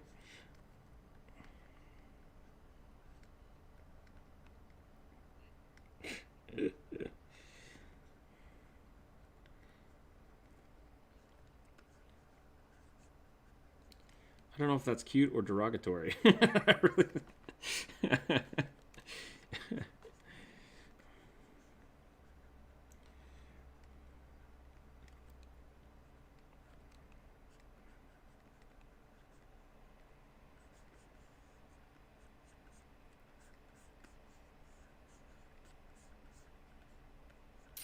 Gotcha.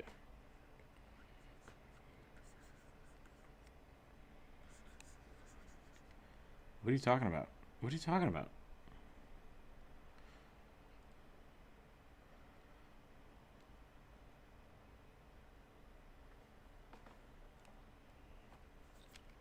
A pagoda? Or is it?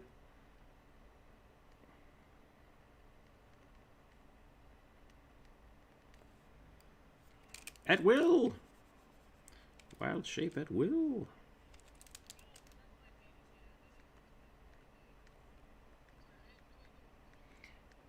Yeah, I was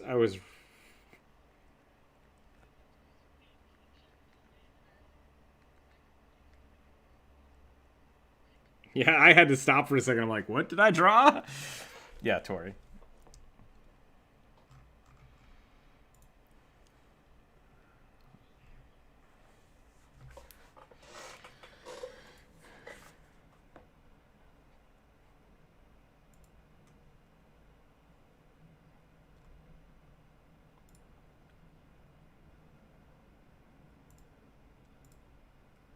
Rook, you need to proper MLA citation for Jonas' horns. Jonas. Comma. Rookzer0 Drawcast.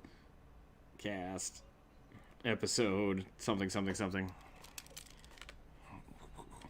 Oh, it should be drawing. Comma. Jonas.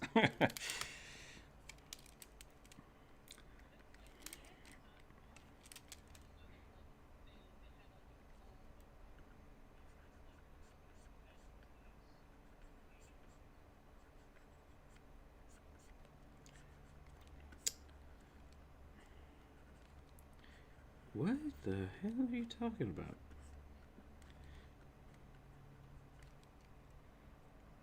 This was a triumph. I'm making a note here. Huge success. Anyways, this cake is great.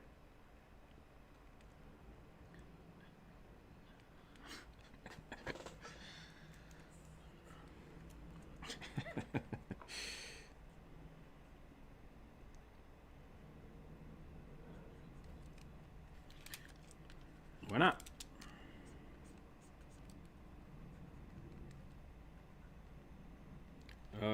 Always Portal reference. Because you had hijacked my stream again.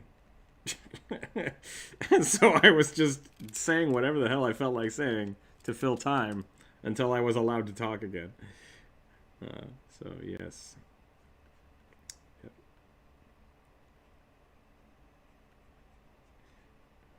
It does. Yep. I called out I called out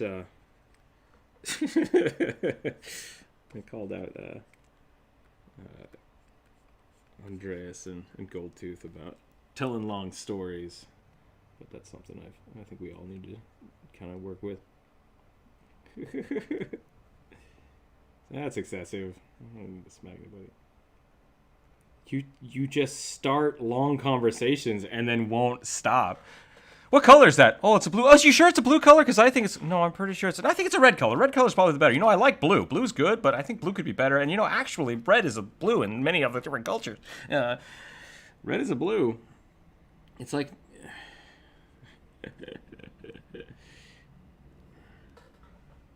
That was my Andreas impersonation.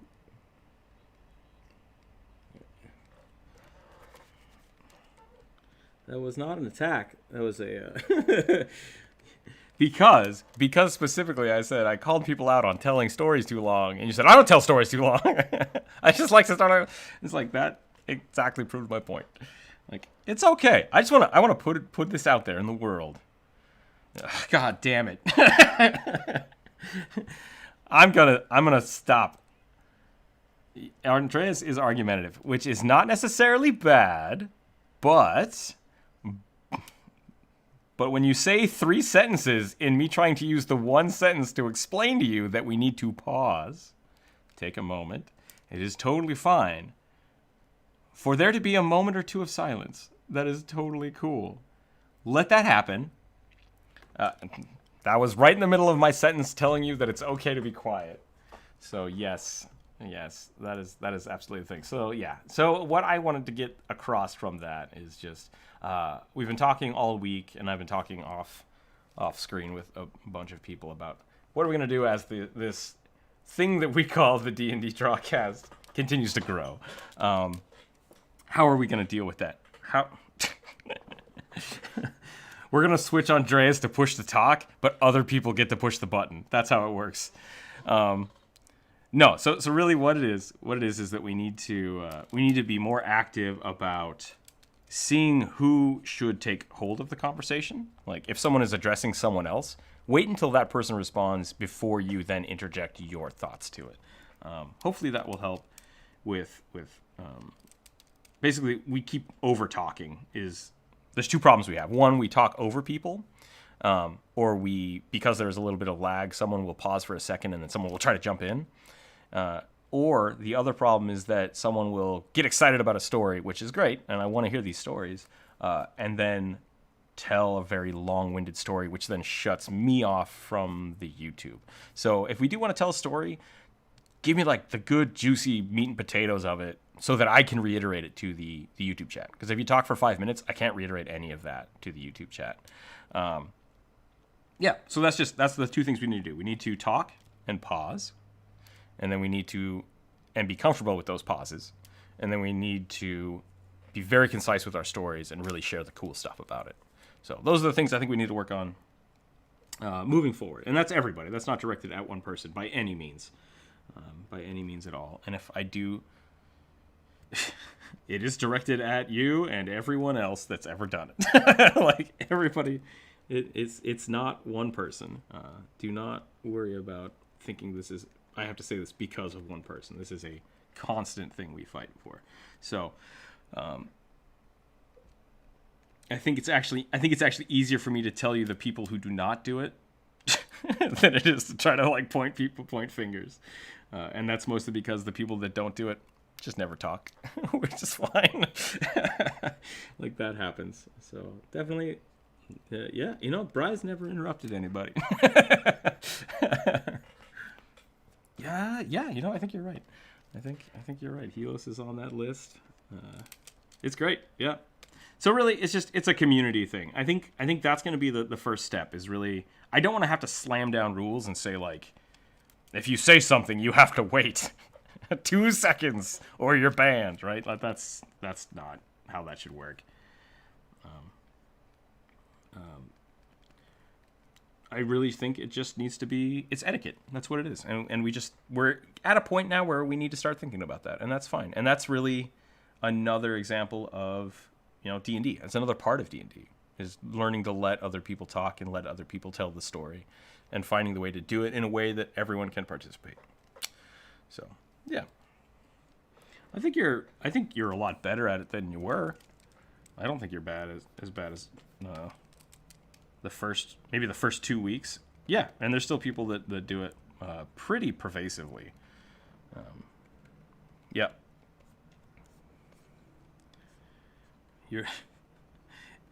If you're a DM, won't stop talking and let the players talk, find a new DM, I guess.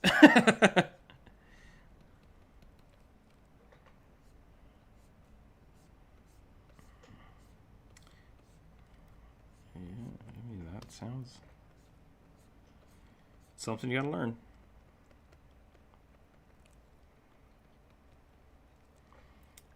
Do you have a stick that you just carry around and smack people with? You've talked about it a few times. Is this in game or is this out of game?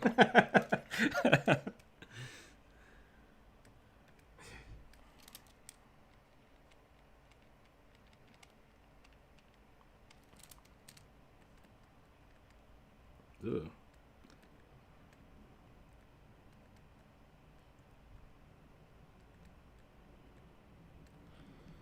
Gotta smack some people up.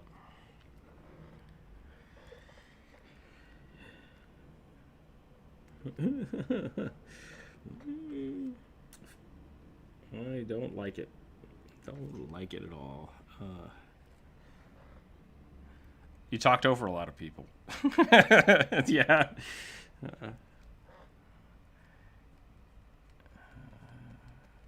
That was a funny misconception or misinterpretation. But, so yeah, no, I mean, once again, this is not me being like, hey, you guys suck. Because you don't. I like it. I like hanging out here with people. But with so many people, when it was just 3 people in the chat, it wasn't an issue at all. Like, you over talking somebody, there's only 2 people, and they eventually get their voice heard. But now that we have, 6 to 10 people, I think we had 12 people in here the other day. That was pretty great. You gotta learn to take your time.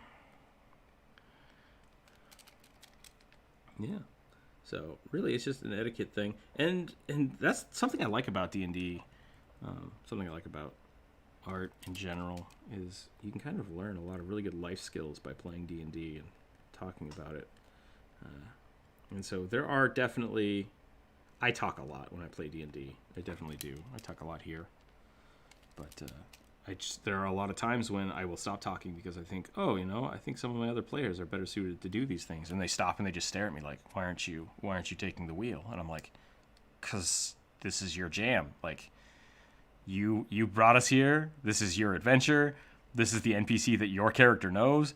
Why would I talk? And they just kind of panic, and it's like, okay, you guys, you got to be comfortable. You got to be comfortable talking to each other. Like, something to learn. Something cool to learn.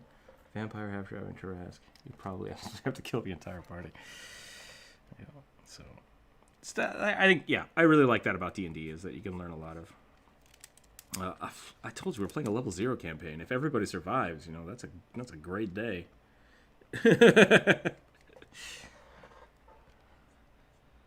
Guff almost died. Yeah, pretty close. Jump rope almost died.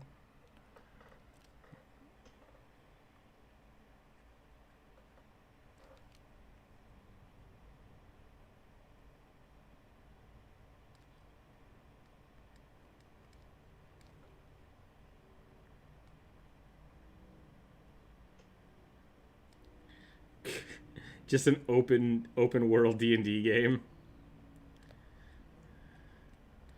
That could be kind of fun.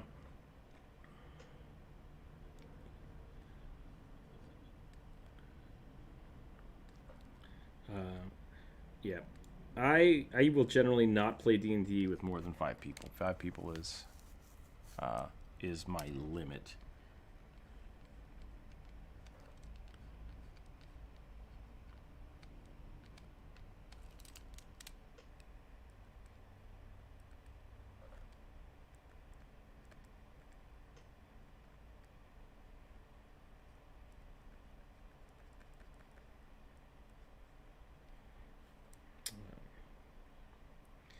What's the chance that someone rolls 3 20s in a row?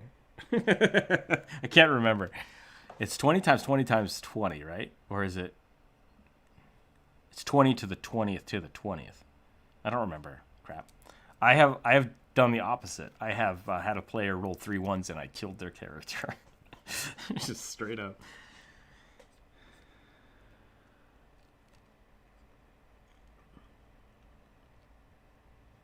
No? I'm confused. What, did Frodo roll 3 20s?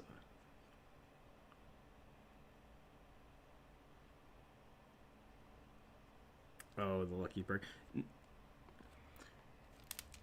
Okay, so...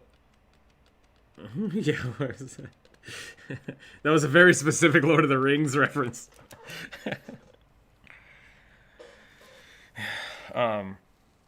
So there's a disparity here in my conversation that we're having, because the luck perk doesn't matter in this situation, because what I'm talking about with old school D&D and Pathfinder, the confirming of a critical is no longer a thing. With Pathfinder, the way it works is if you roll a 20, you automatically hit. Then you roll again, and if you hit their armor class, you beat their armor class, you confirm the critical damage. And this is supposed to prevent level 1 characters from walking up and, insta-killing a deity, right? Through luck. But what happens is a lot of people will say, okay, if you succeed in the first crit, or you confirm the hit, then you confirm the critical, go ahead and roll another die. If you rolled 20 on both of those, to just chain it up. So what people will say is, if you roll a 20 and then you roll a 20 to confirm, and then you roll a third 20 to confirm that, whatever you're fighting just dies. And so I've seen one guy, I'll say it that way, I've seen one guy one-shot a boss doing that, and it was the most epic thing I've ever seen. On the other end, if you roll a 1, you miss. You then roll to confirm the miss, and if you roll a 1 again, you miss, you don't hit their armor, you critically fail, and something bad happens to you. If you roll a 1 and then a 1, and you roll again, your character dies. That has happened in one of my games, and it was really funny, because it was one of Kevin the Necromancer's skeletal companion. So it wasn't actually a player, but his skeletal companion was pretty powerful. And he walked up to kill an ooze, rolled a 1, rolled a 1, rolled a 1, fell into the ooze, and just dissolved away. And it was like, none of us expected that to happen. That was completely supposed to be just go shove it out of the way. And it was super funny. So you don't do that anymore in D&D, because there are no confirmations on criticals, but I still do it. If I roll a 20 in D&D, I roll another 20 just to see if it happens. Same thing with 1s. I always try to confirm my 3 20s or my 3 1s.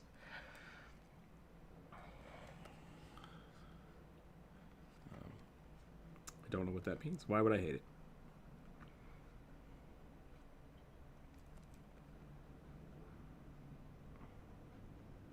Mm-hmm.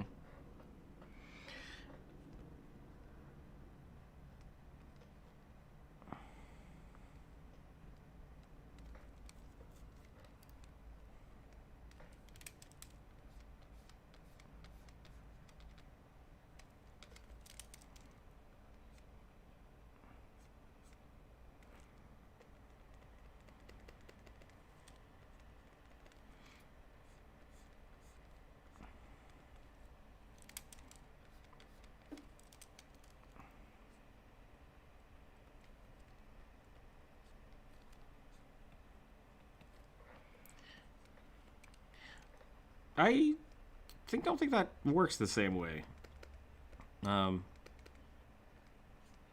Yeah, it's specifically nat 20s.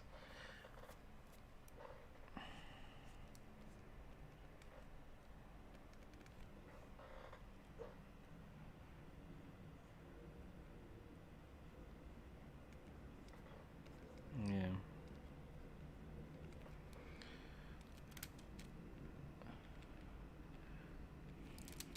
Yeah, and with fifth edition, you do once again, since you have advantage, like rolling double 20s. I would then say, okay, roll the third one. Like that's really how I would do that. And so I don't know if the luck feat, which you can use. I don't know how many times a day you can use that at the most. I think it's like 3 or 5. If you, yeah, I'm trying to think of all the ways you can get luck. I think 3. Is it 3 is the most you can get? Because the spells you're talking about gives you advantage, right? That's what you're talking about. And then you can re-roll your feet, the bad dice with luck. I wouldn't count that. I think I wouldn't count that in this specific situation. Killing characters with rolls, basically, is what we're talking about. Like how you would do that. Yeah, I think 5th edition kind of breaks it because of the advantage system, but yep.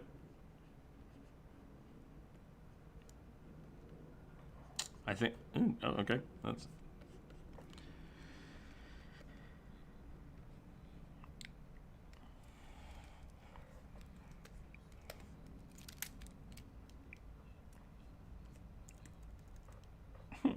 You're like Liam Neeson, but.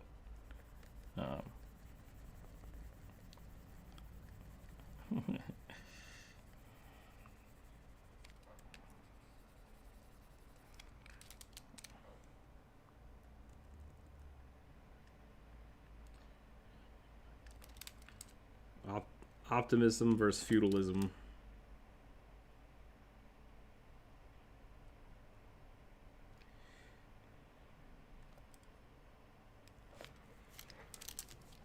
Yeah, let me look at these spells real quick.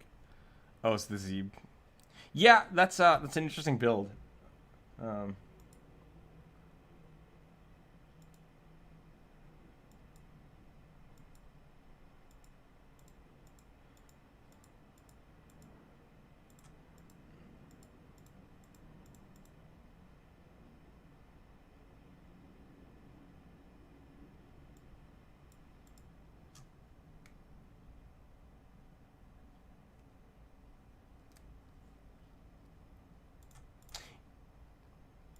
Yeah, I think that's a cool build, but I don't think it kind of doesn't really work with that system. So I don't think it's something that is necessarily detrimental to it. So. An old comedian is the best way to describe what you're talking about. Yep. Okay, I think that's the free. What time is it? Oh, geez, it's 11:50, and we are like only halfway through the thing. So I got to do a child bugbear, gnome. I don't know what I wrote down. Negative energy creature. Cold shadow sorcerer. It doesn't really matter. Does not matter. Yeah, do a kid bugbear. How do I draw a kid bugbear? What do child bugbear look like? A bugbear is a very large goblinoid. Yep, a little bit.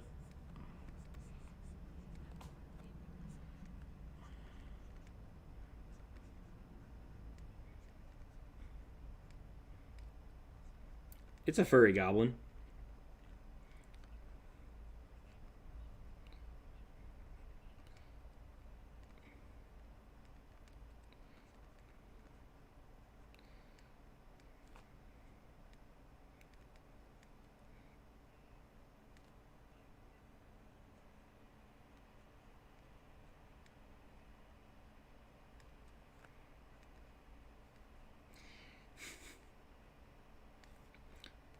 You guys should check out my video on bugbears.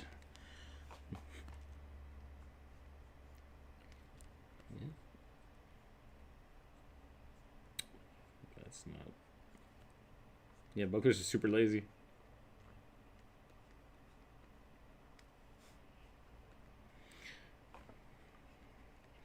I like bugbear bouncers.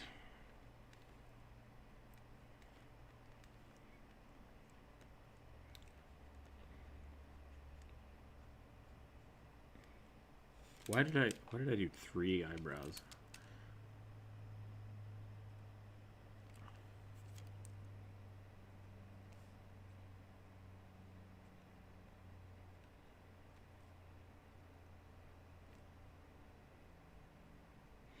No, but I do dig bugbears.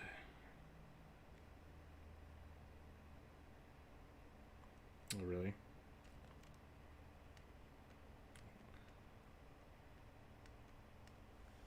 Nope, not Stretch Armstrong.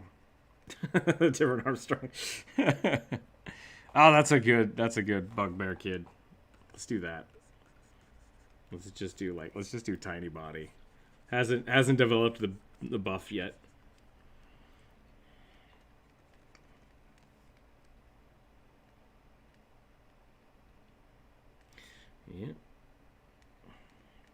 Yeah. Yeah, that's really the thing, is they're not supposed to be, they're not actually bugs or bears.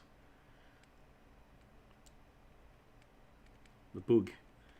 I thought they were based off of boogeymen. Isn't that where the term boogeyman comes from? From bugbears?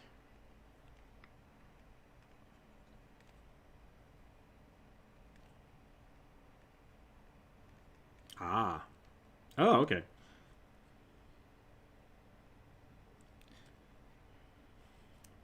Quit bugging me.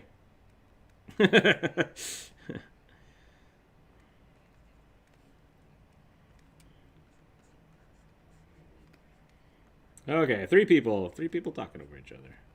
Be real careful here. I don't know if we need to have it again, but it's definitely worth reiterating. We need to, with the channel growing, with the channel growing, we just need to make sure we're not talking over each other. And God, why do you interrupt me when I'm talking about? Hey, don't interrupt each other. What is?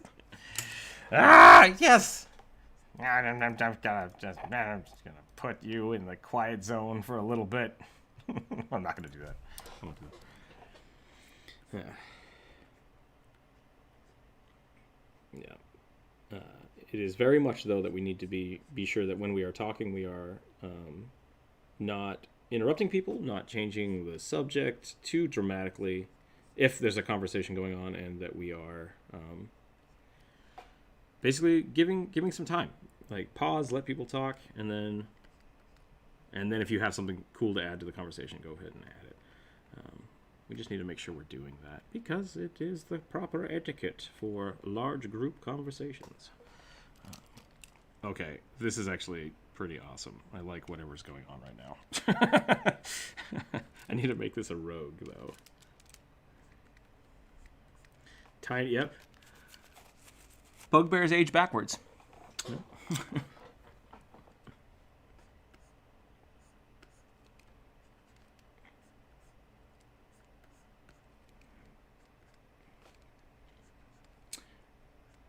Keep all the emotions in. You mean like everyone in the Discord? That just comes with practice. Like, there are definitely days that I wake up and I'm like, man, I don't want to stream today. But it's like, I can get over myself. Part of that is just from years of working and having to do that. That's really all it is. He's Benjamin Bugbear Button. I like it. Benjamin Bugbear. Yeah, look at those pants. Isn't that great? These pants are going to be full of weapons.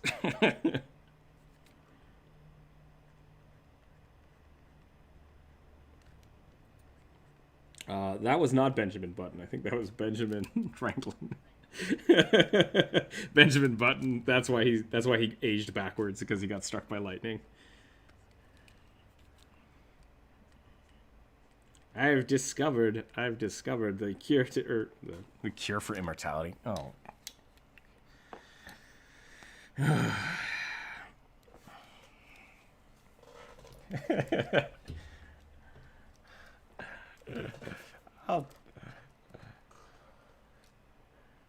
I'll tie a key to a kite. That'll solve it.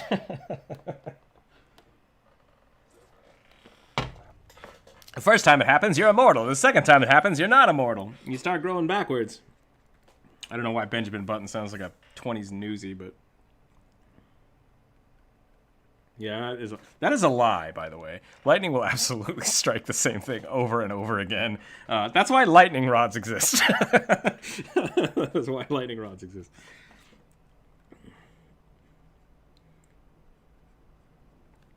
Yep. Bam, bam, bam, bam.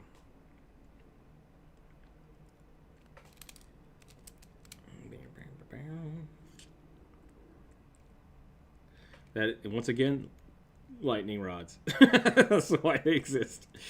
I dig it. All right, we're gonna do this. We're gonna add some more here. We're gonna put some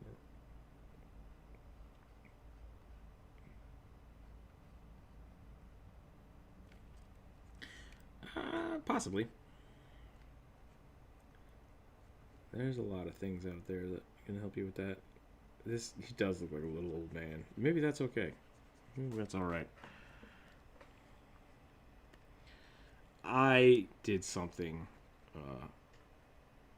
not bad, But it's strange. And what I've done is I've taken the shopkeeper, the kobold vendor, and I've turned him into a sticker. And I think I might turn this guy into a sticker. it's just a little tiny sketches. Sometimes I really love some of my sketches.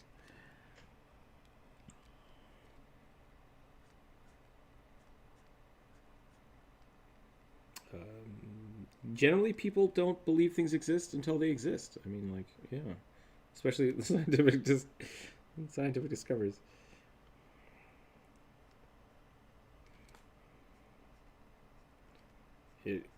Yeah.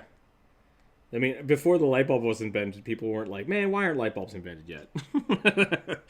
They were more probably thinking, like, I need to get a new kerosene lantern. Why does my house smell like sulfur?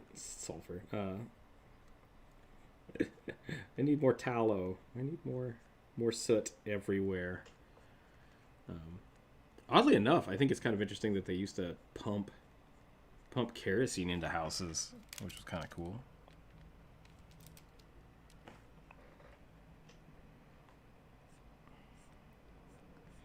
Yeah, there's definitely a weird level of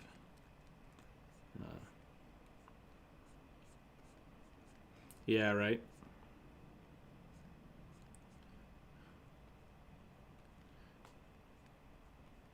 All right, well, good luck. Have fun.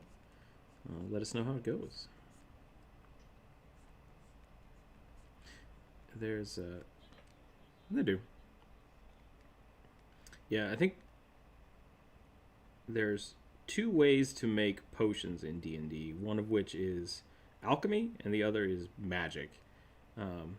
So I like the alchemy aspect, and that's one way I let people who, like, if you're a monk and you don't have cure spells but you Are kind of the support class for your party, I think absolutely it's a great way to get people out there.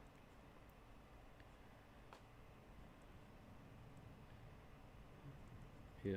We talked a little bit about that yesterday with professions, and I think professions are a good addition to D&D games. I gave him some nunchucks because I thought that would be a good addition, even though I'm realizing now that the Flynn bar is a null thing.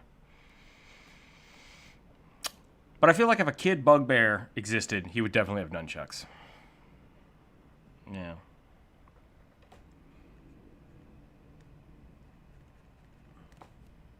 We could give him a slingshot. I think that's pretty good. We could give him a slingshot. I'm going to give him little stitches down his pants.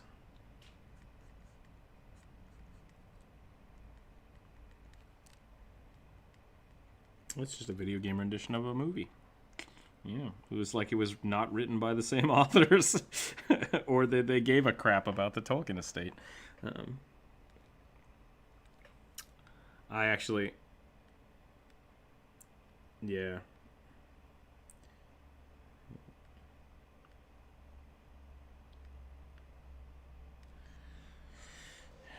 Who knows? Yeah.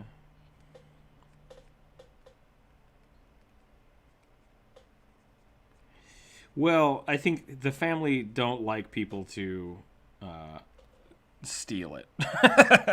I think that's fair. Like with D&D using a lot of the terminology and stuff from it, I don't know if necessarily was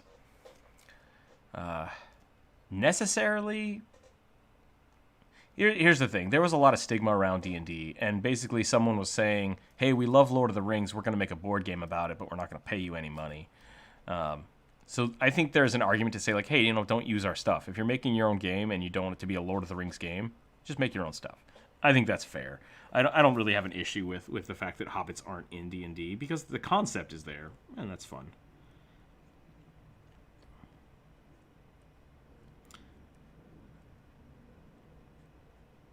That's pretty funny.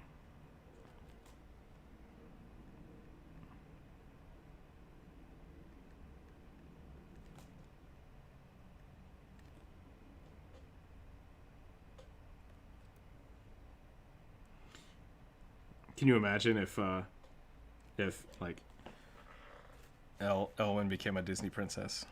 That would be pretty funny. Yeah, Aragorn becomes a Disney princess. Ace, I think's right there. That's perfect. He does have a pet hobbit. Yeah, Legolas would be better. Does Legolas have an animal companion pet? What would he be? What would it be? Gimli? Is Gimli the chicken to Moana?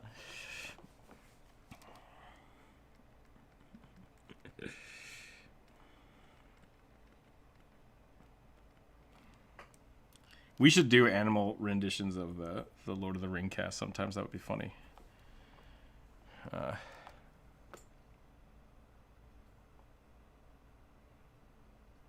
Friday. Yeah, we could do Lord of the Ring characters on Friday. That would be fun. That could be really good. We just have to promise.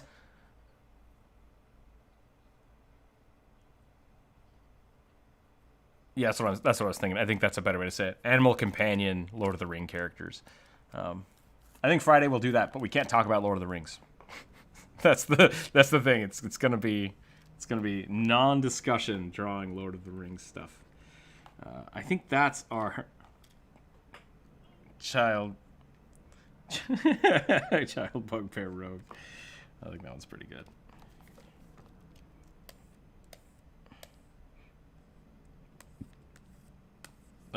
Who is? Oh. Sauron the White Wizard.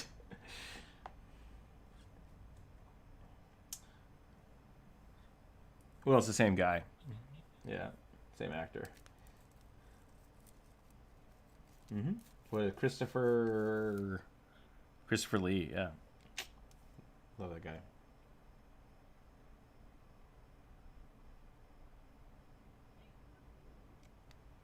Okay, we have a gnome. Man, I'm out of time today. So we got a Grun Death Oracle, a negative energy elemental. I wrote gnome, and then I wrote like magic potatoes. Oh, it was a gnome covered in potatoes. That's what it was. A wild magic gnome that got covered in potatoes. So we're gonna bang that out real quick. There we go.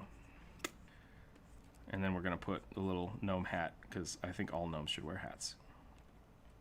There we go. Well, that's it. That was the thing. So, Kobold Shadow Sorcerer. Ah, shoot. You know what? We can give this another half an hour, but we're gonna have to hit these real hard. I don't know how I would draw a wild magic gnome covered in potatoes more than that. I just got a lot of suggestions, and I spent a lot of time on these drawings today for some reason. Negative energy. You know, that's probably true. It is.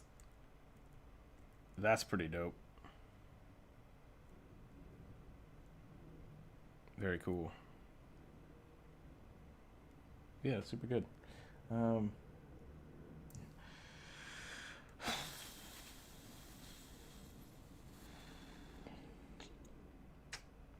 What does I can't remember what the grung look like. Bullfrogs? Fish. Thief. He's a thief, not a rogue.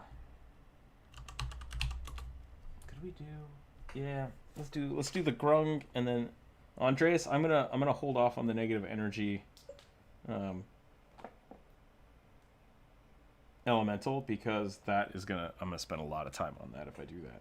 I think I can bang out these other two pretty quick, and then we'll call it for the day. We'll hang out a little late. It is, because I mean, like, yeah, elementals are so like they take a lot of mind power to draw, unless you just like, oh, that's the thing. Whereas like this, I know what frogs look like, and I can pull those pretty quick from my head. Just practice. Yep. Just takes practice. And you'll always be bad at them, yeah. Which is why I say one day we need to draw suits and clothes, because I'm really not that great at it, because I just don't do it. Just don't do clothes very often.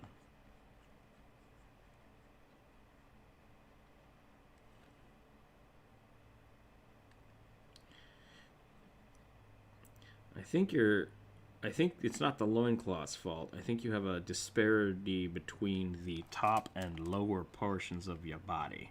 That sounded really weird. So with your out of context for people who didn't hear any of that, and I just said somebody had a no leg day. No, so Andres, with your picture, it really does feel like the top half looks good, and then it feels like the bottom half is separate. I think if you don't erase your picture, but like get a blank layer and redraw your framework on top of it, and try to unify them better. Like really get the pose out that you want, and then redo it. Because I don't think you have to change the top, and the bottom might just need shifted around. But that's what I would do at that stage, just because they feel separate. I think part of it is that you're. Yeah, that's fair. What I'm noticing I'm going to do a quick resketch here, because you have this big shoulder pad, the other shoulder pad, that looks great, and you got your rib cage, and then what I'm seeing is that your hips are like this, and so he's got his neck, and then the curve of his back, and then it does this, and then his hips start over here, and then goes like that. So yeah, what I would do is I would make a new layer, and I would basically go like, I like this pose, but then his spine's probably going to be something more like that, and that's going to put his hips back here, and then you can start looking at the legs. Rah. And I think it's just a matter of shifting it and making sure that the proportions look right, because even the hips are a little, they're very very flat and straight on, where the rest of his body is very curved.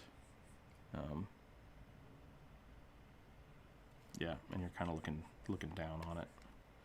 So his hips should really be more like this to match up with that. An accidental what? Well, I skipped your draw, so I thought I'd give you a little boop, because I like the top half. The top half looks really good, and I feel like the legs are just. Don't worry about the loincloth yet, because I think your legs still need to be repositioned, and then the loincloth will look a lot better. I don't think it's the loincloth. Loincloths are easy. You just do this, and then you can do whatever you want with them. Loincloth is super easy. It's literally just a cloth. Hey, we got an anonymous crocodile in the drawing. Welcome, whoever joined. Yeah, it's just a little crocodile up there. All right, Death Cleric Grung. Let's do this. Frog person. Death Cleric Frog. So what I'm going to do, and how I'm going to... I did do a video on this. Thank you. If you haven't checked out the Gripply Grung video, check that out. It's pretty sweet.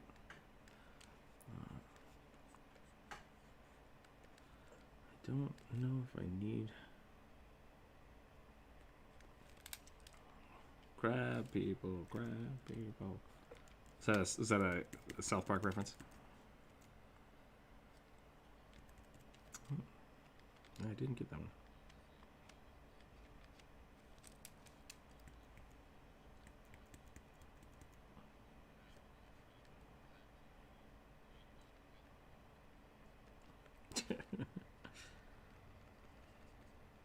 Yeah.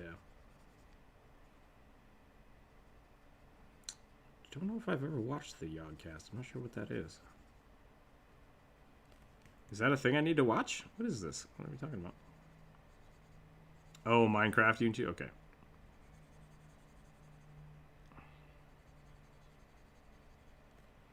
Gotcha.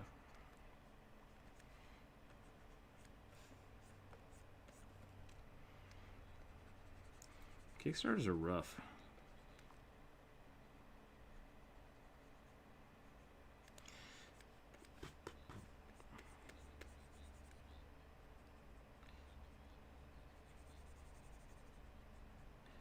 What did I backed the Mighty Nine project, and that was a hugest disappointment.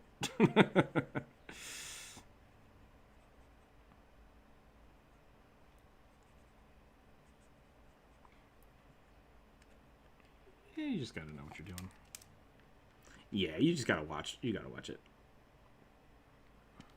Okay. We're gonna pause it right there. Because this is more feudalism, so. Be careful with Kickstarter. That's all I'm gonna say. Yeah.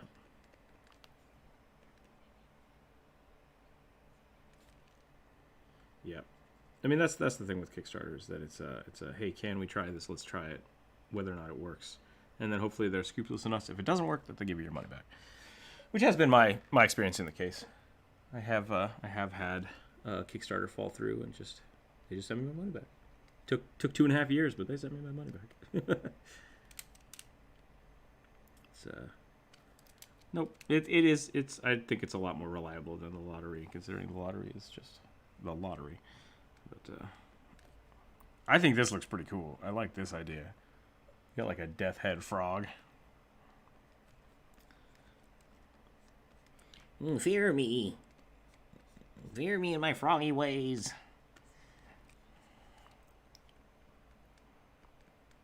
Stop laughing. I am evil.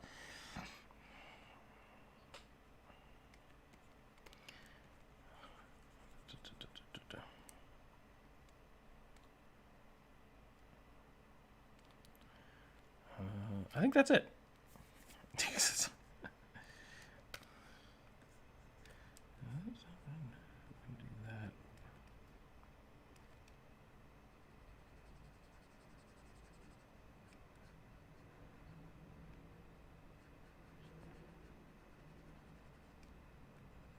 You know, that's fair.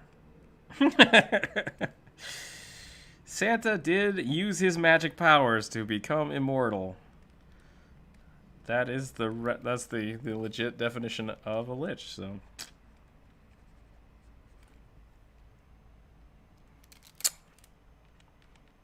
I would definitely allow Santa Claus to be a patron. Yep, he is a fey creature, part of the Winter Court.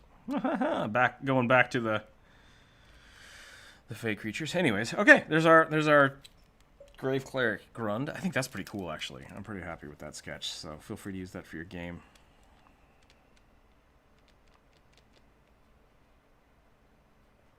I don't know.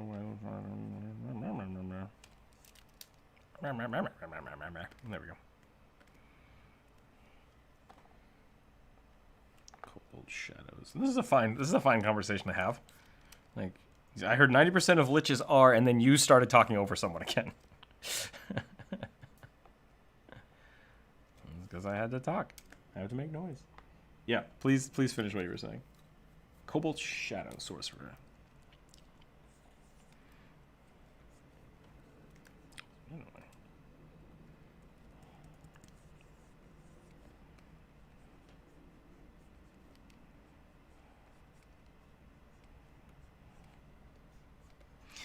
Yeah, the ability to become a lich isn't necessarily tied with being an evil necromancer.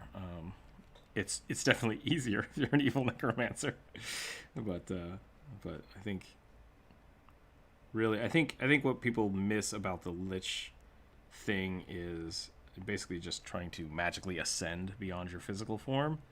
And then I always like to think that the people who become liches as a boss or like an enemy are the people that are tied to the material plane. Like their goal is to live forever at the expense of whatever for power, versus someone who becomes a lich and actually just uses the ability to be non-corporeal. Is a little more effective. So I think it's similar.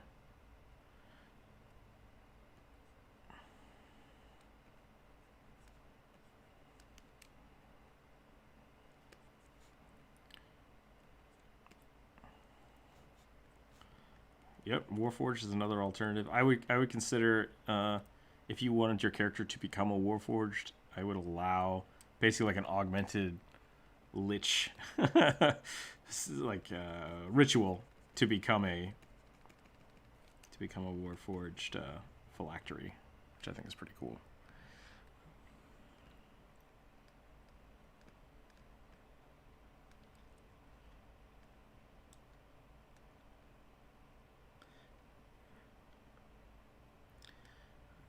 Yeah. So in Pathfinder, there's is it the Star? Starstone? Shoot, what's it called? There are, I believe, 3 humans that became gods through the trial of the Starstone. No. This is a module you can run. Might be the Kingmaker module. Might start talking about it. Drugs again, not cool. Never know if it's real or not. Always worried about people. But no. So there is a instead of going through lichdom in Pathfinder, there is a secondary form of gaining basically deity-like powers, and it's through the Starstone, and I think that's a really cool. It's like the trial. I think it's a cool concept.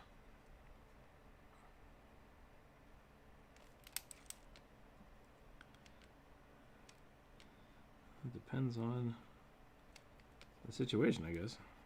I mean, theoretically, if they're balanced, yeah, I guess 50-50 is kind of the way to go.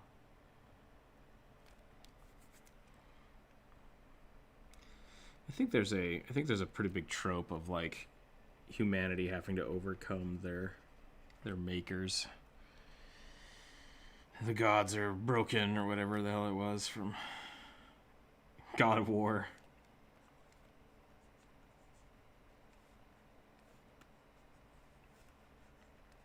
Yeah, I'm once again, it's just that I yeah. Yes. See, so what we're talking about now is very much basically your DM's choice of how you run games. Because I'm a huge fan of divine quests, like being actually called to do something through a higher calling that you can't really react to. They're just like, go do the thing, and you're like, crap. Like, I don't want to do it, but they still keep getting roped into it, kind of like falling into destiny. I like that idea, and I usually make it a choice for players to do that, but I think it's fun. I think it's a fun way to run a game. So I don't really have a problem with... I generally try to keep deity interaction out of my games beyond that. Like, you usually don't interact with deities besides calling or talking or praying. Like, I usually have a cleric in my group, and they're usually like, I need to use commune. I want to try to figure out what's going on. That's about as much as I actually interact with deities.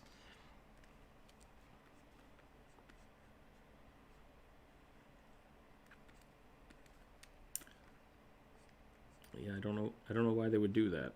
Yeah.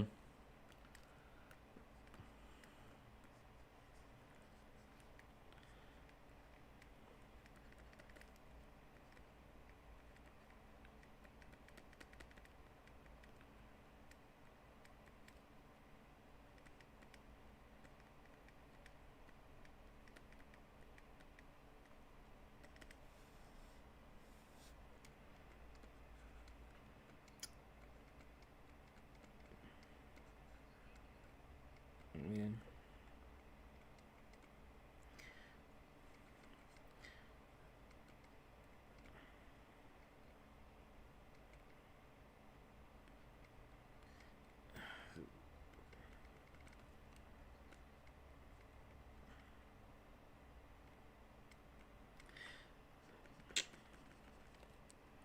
Man, all right. This is a lore argument that once again I don't want to have in the chat.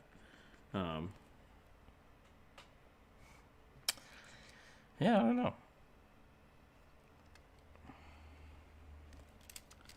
It's okay. Stop. Nope. Not having this conversation. Once again, this is a lore argument, and this is the exact same thing that happens with Lord of the Rings. This book said one thing, and this book says another, and it's like, we're not having it. So that's it. We're done.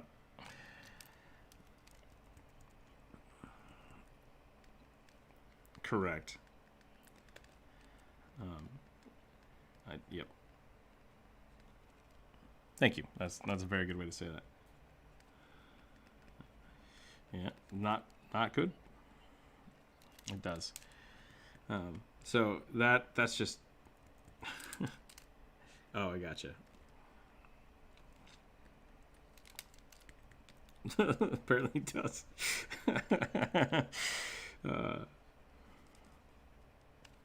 Yeah. So that's really the thing that we also need to watch out for when we're having these conversations. Is it's okay to say like, oh, I like having deities in my game, not all deities are, or this deity is. It's just, I mean, once again, that's an etiquette thing, and that's where a lot of people get tripped up. So it's not uncommon to do that. Be wary of it in the future. Okay. You can definitely have it in your... Nope. You can have it in your own conversation outside of the game. That is something I consider political. Even when you're talking about fantasy religions. That is definitely something you can have in your own time. Yeah. I mean, that's... You're talking about a belief system that other people might not agree with. If you can keep it cordial and like, hey, this book says this, check it out. Cool. Like, that's fine in general chat. Right. But yeah, basically that's correct. It's just, you guys, it really is a... Learning how to have discussions is not something that is taught very often. A lot of people are taught debate, but they are not taught the ethics of debate, and they are not taught... at least this is my experience with the American school system. So I know this doesn't apply to some of you, and I don't know other countries or other states, to be totally honest, school system. What I have found is that a lot of people are not taught, basically the ethics of debate, how to have a proper debate and how to argue both sides properly. Yeah, it's just something that people kind of have to learn through. And so if you want to have those kind of conversations, you have to, one, remain objective about it. Be like, oh, so I said Mermista from She-Ra. Yeah, one of my favorite characters. Anyways, I think she's funny. I hate the other guy, but yeah. Anyways, yeah. If you want to have a conversation about lore, it really has to be completely objective. Be like, see, I read this, and here's my thought on it. Pause. Stop. I don't like that. Pause. Stop. Do you have a counterpoint? Yes. And then here's my reference. Interesting. These do conflict. I like this and that from those. I don't like this and that from those. Conversation's over.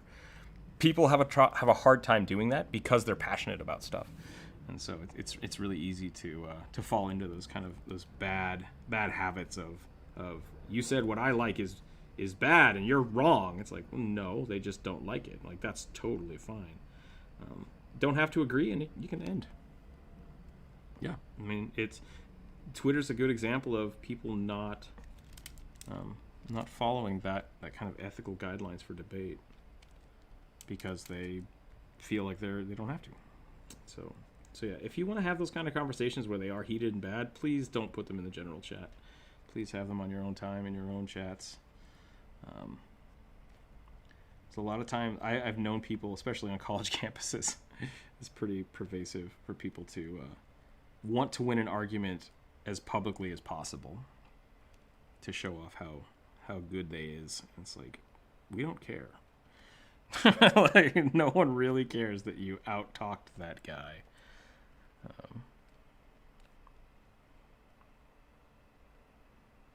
I'm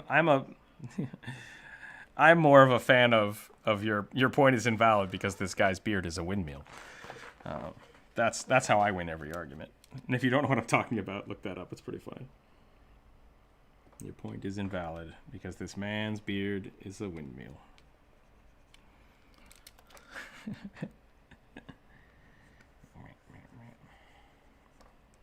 Okay, this is my shadow kobold.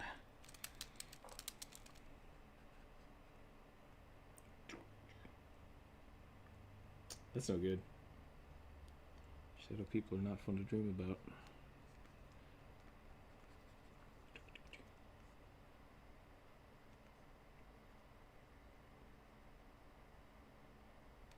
Prepare the stick. Did you find it? Did you find the windmill beard? Whoops. Went to the wrong chat. There we go.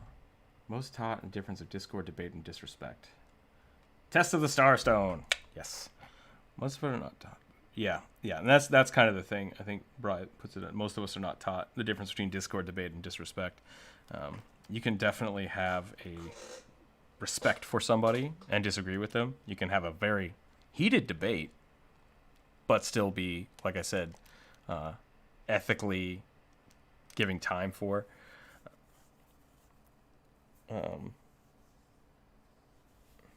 There you go. There's the windmill beard. Your argument is invalid. Yeah, and there's actually there's a lot of really cool things you can learn about. Not necessarily debate, but like understanding logical fallacies and kind of not to use them against people. And that's kind of the problem, is if you understand those kind of things, you can very easily avoid them. And so I think that's a good way to start that conversation, especially with the D&D, because I've had a lot of conversations with people in D&D specifically about like you're doing it wrong. It's like, okay, why? And then people just like, the book says this, and it's like, okay, is that something that as a table we want to do? Right, that's the next thing. It's not a like, shut up, I'm right. And there are some points where the DM's just like, this is how I'm running the game. Like, you have to stop there. And people get offended because it's, it's something they believe or they feel like they're cheated. Yep. And so it's not something I run into too often, but every now and again, I'm open to people being argumentative about me, like, hey, I don't think that's the way we should do it. And like, really? Okay, well, let's look it up. And so, yeah, I try to take a stance of people, giving people the benefit of a doubt.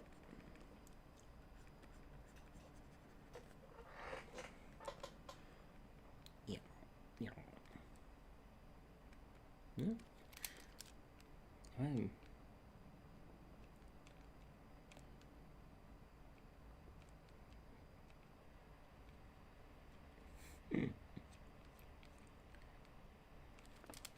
Yeah, I will. That's pretty aggressive. Yeah, I'm generally pretty open about D&D games, but once again, that's my style.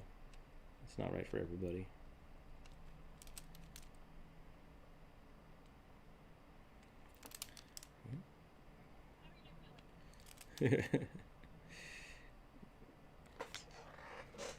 I made that look like a shark. That's not what I want.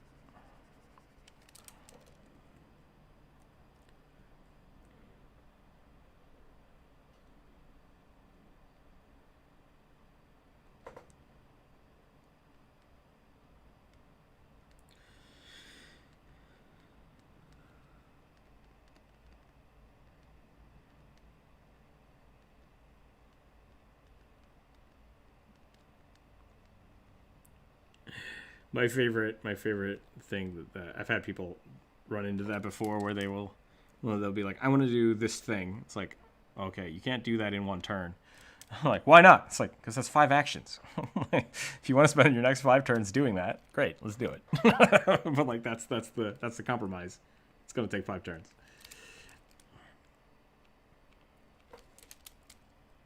I want to give this one a horn. I think this one needs a horn. Yeah.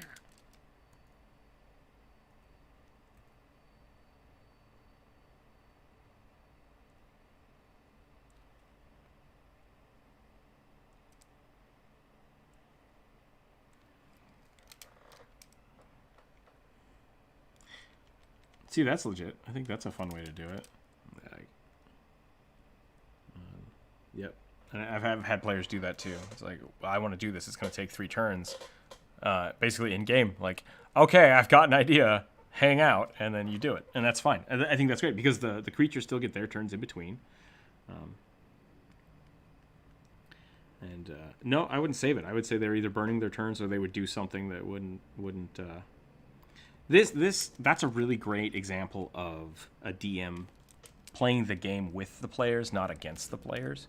Some people want that DM versus player thing. I'm very much like, how do we make this work? Okay, the goblins are going to keep doing what the goblins are doing while you're setting this up, and the team can very definitely, not interact. Like, hey, keep them clustered together. But I was gonna blow them apart with Thunderwave. It's like, no, don't do that yet. Like, just pass your turn. I'm sorry. Drink a potion or something, right?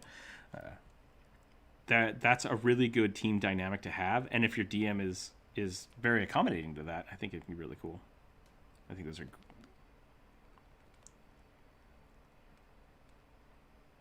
I'm not sure what you're asking.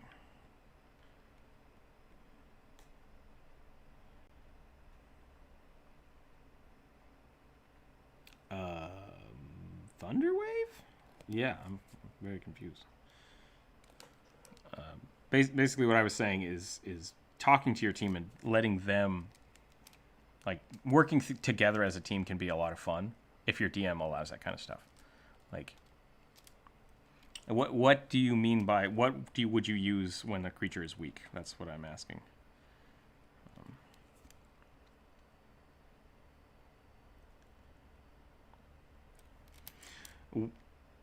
Yeah, like if you want one player to have the last hit, then they would just pass their turns to that player. Yeah, but I wouldn't save the turn per se.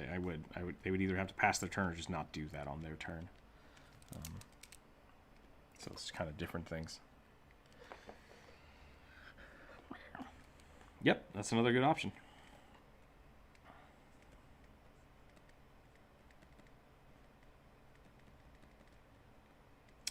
Yeah, it sounds like you guys have a player versus DM mentality. No. Gotcha.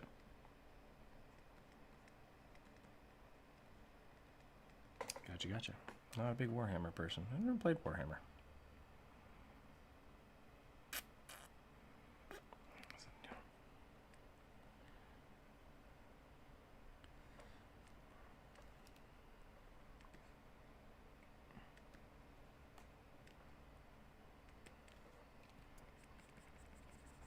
Yeah, I'm not super into those type of games.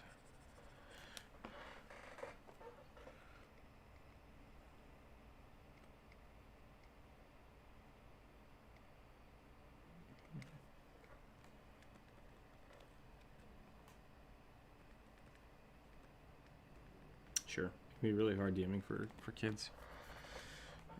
It's pretty tough. Okay, I think that's my kobold. I think that's pretty much it. It's 12:40. It's not too bad. We went a little bit over. Did I miss anything? Gnome potatoes and the negative energy elemental.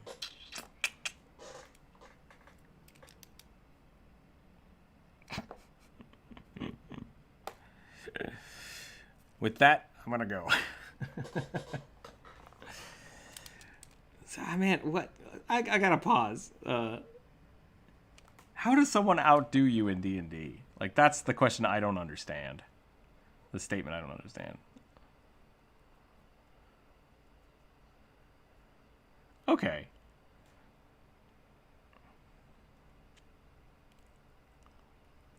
Gotcha. Okay. So you're saying that they perform amazingly well and you didn't expect it. Or you feel like someone's better at an aspect of D&D than you are. Okay, that's cool. I was thinking more to the effect of like, haha, I had 14 fireballs saved up and you didn't realize it, because I was like, that doesn't make any sense. But no, that makes really good sense with seeing that. I have played with a few kids D&D games, and they are either really into it and like, yeah, they never do voices, which is fine, but they yeah. My goblin. What was the last one? Lars was talking about this. They were a half human, half bunny, half human, and it's like, that's 150%. I want to be half human, then. It's like, that's just human. But okay, we're gonna roll with it. We're gonna play some D&D now. That kind of stuff, I think you have to kind of let go if you're playing with a younger audience.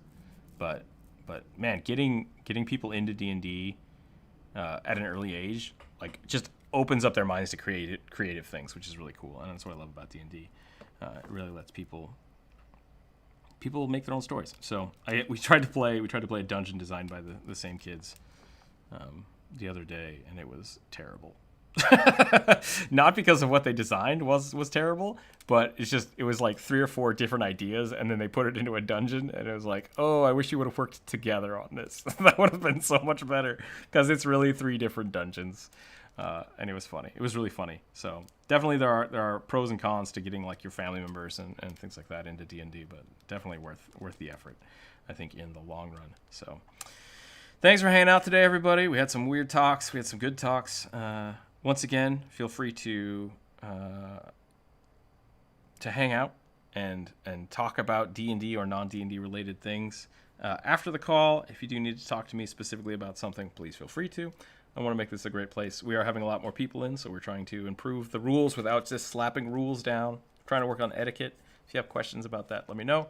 That's it. Tomorrow will be another commission day, I think. I'm going to try to get these commissions done this week or next week, so we can keep making videos. I might get a video out today. I doubt it. I really doubt it. Like, there's a very small chance.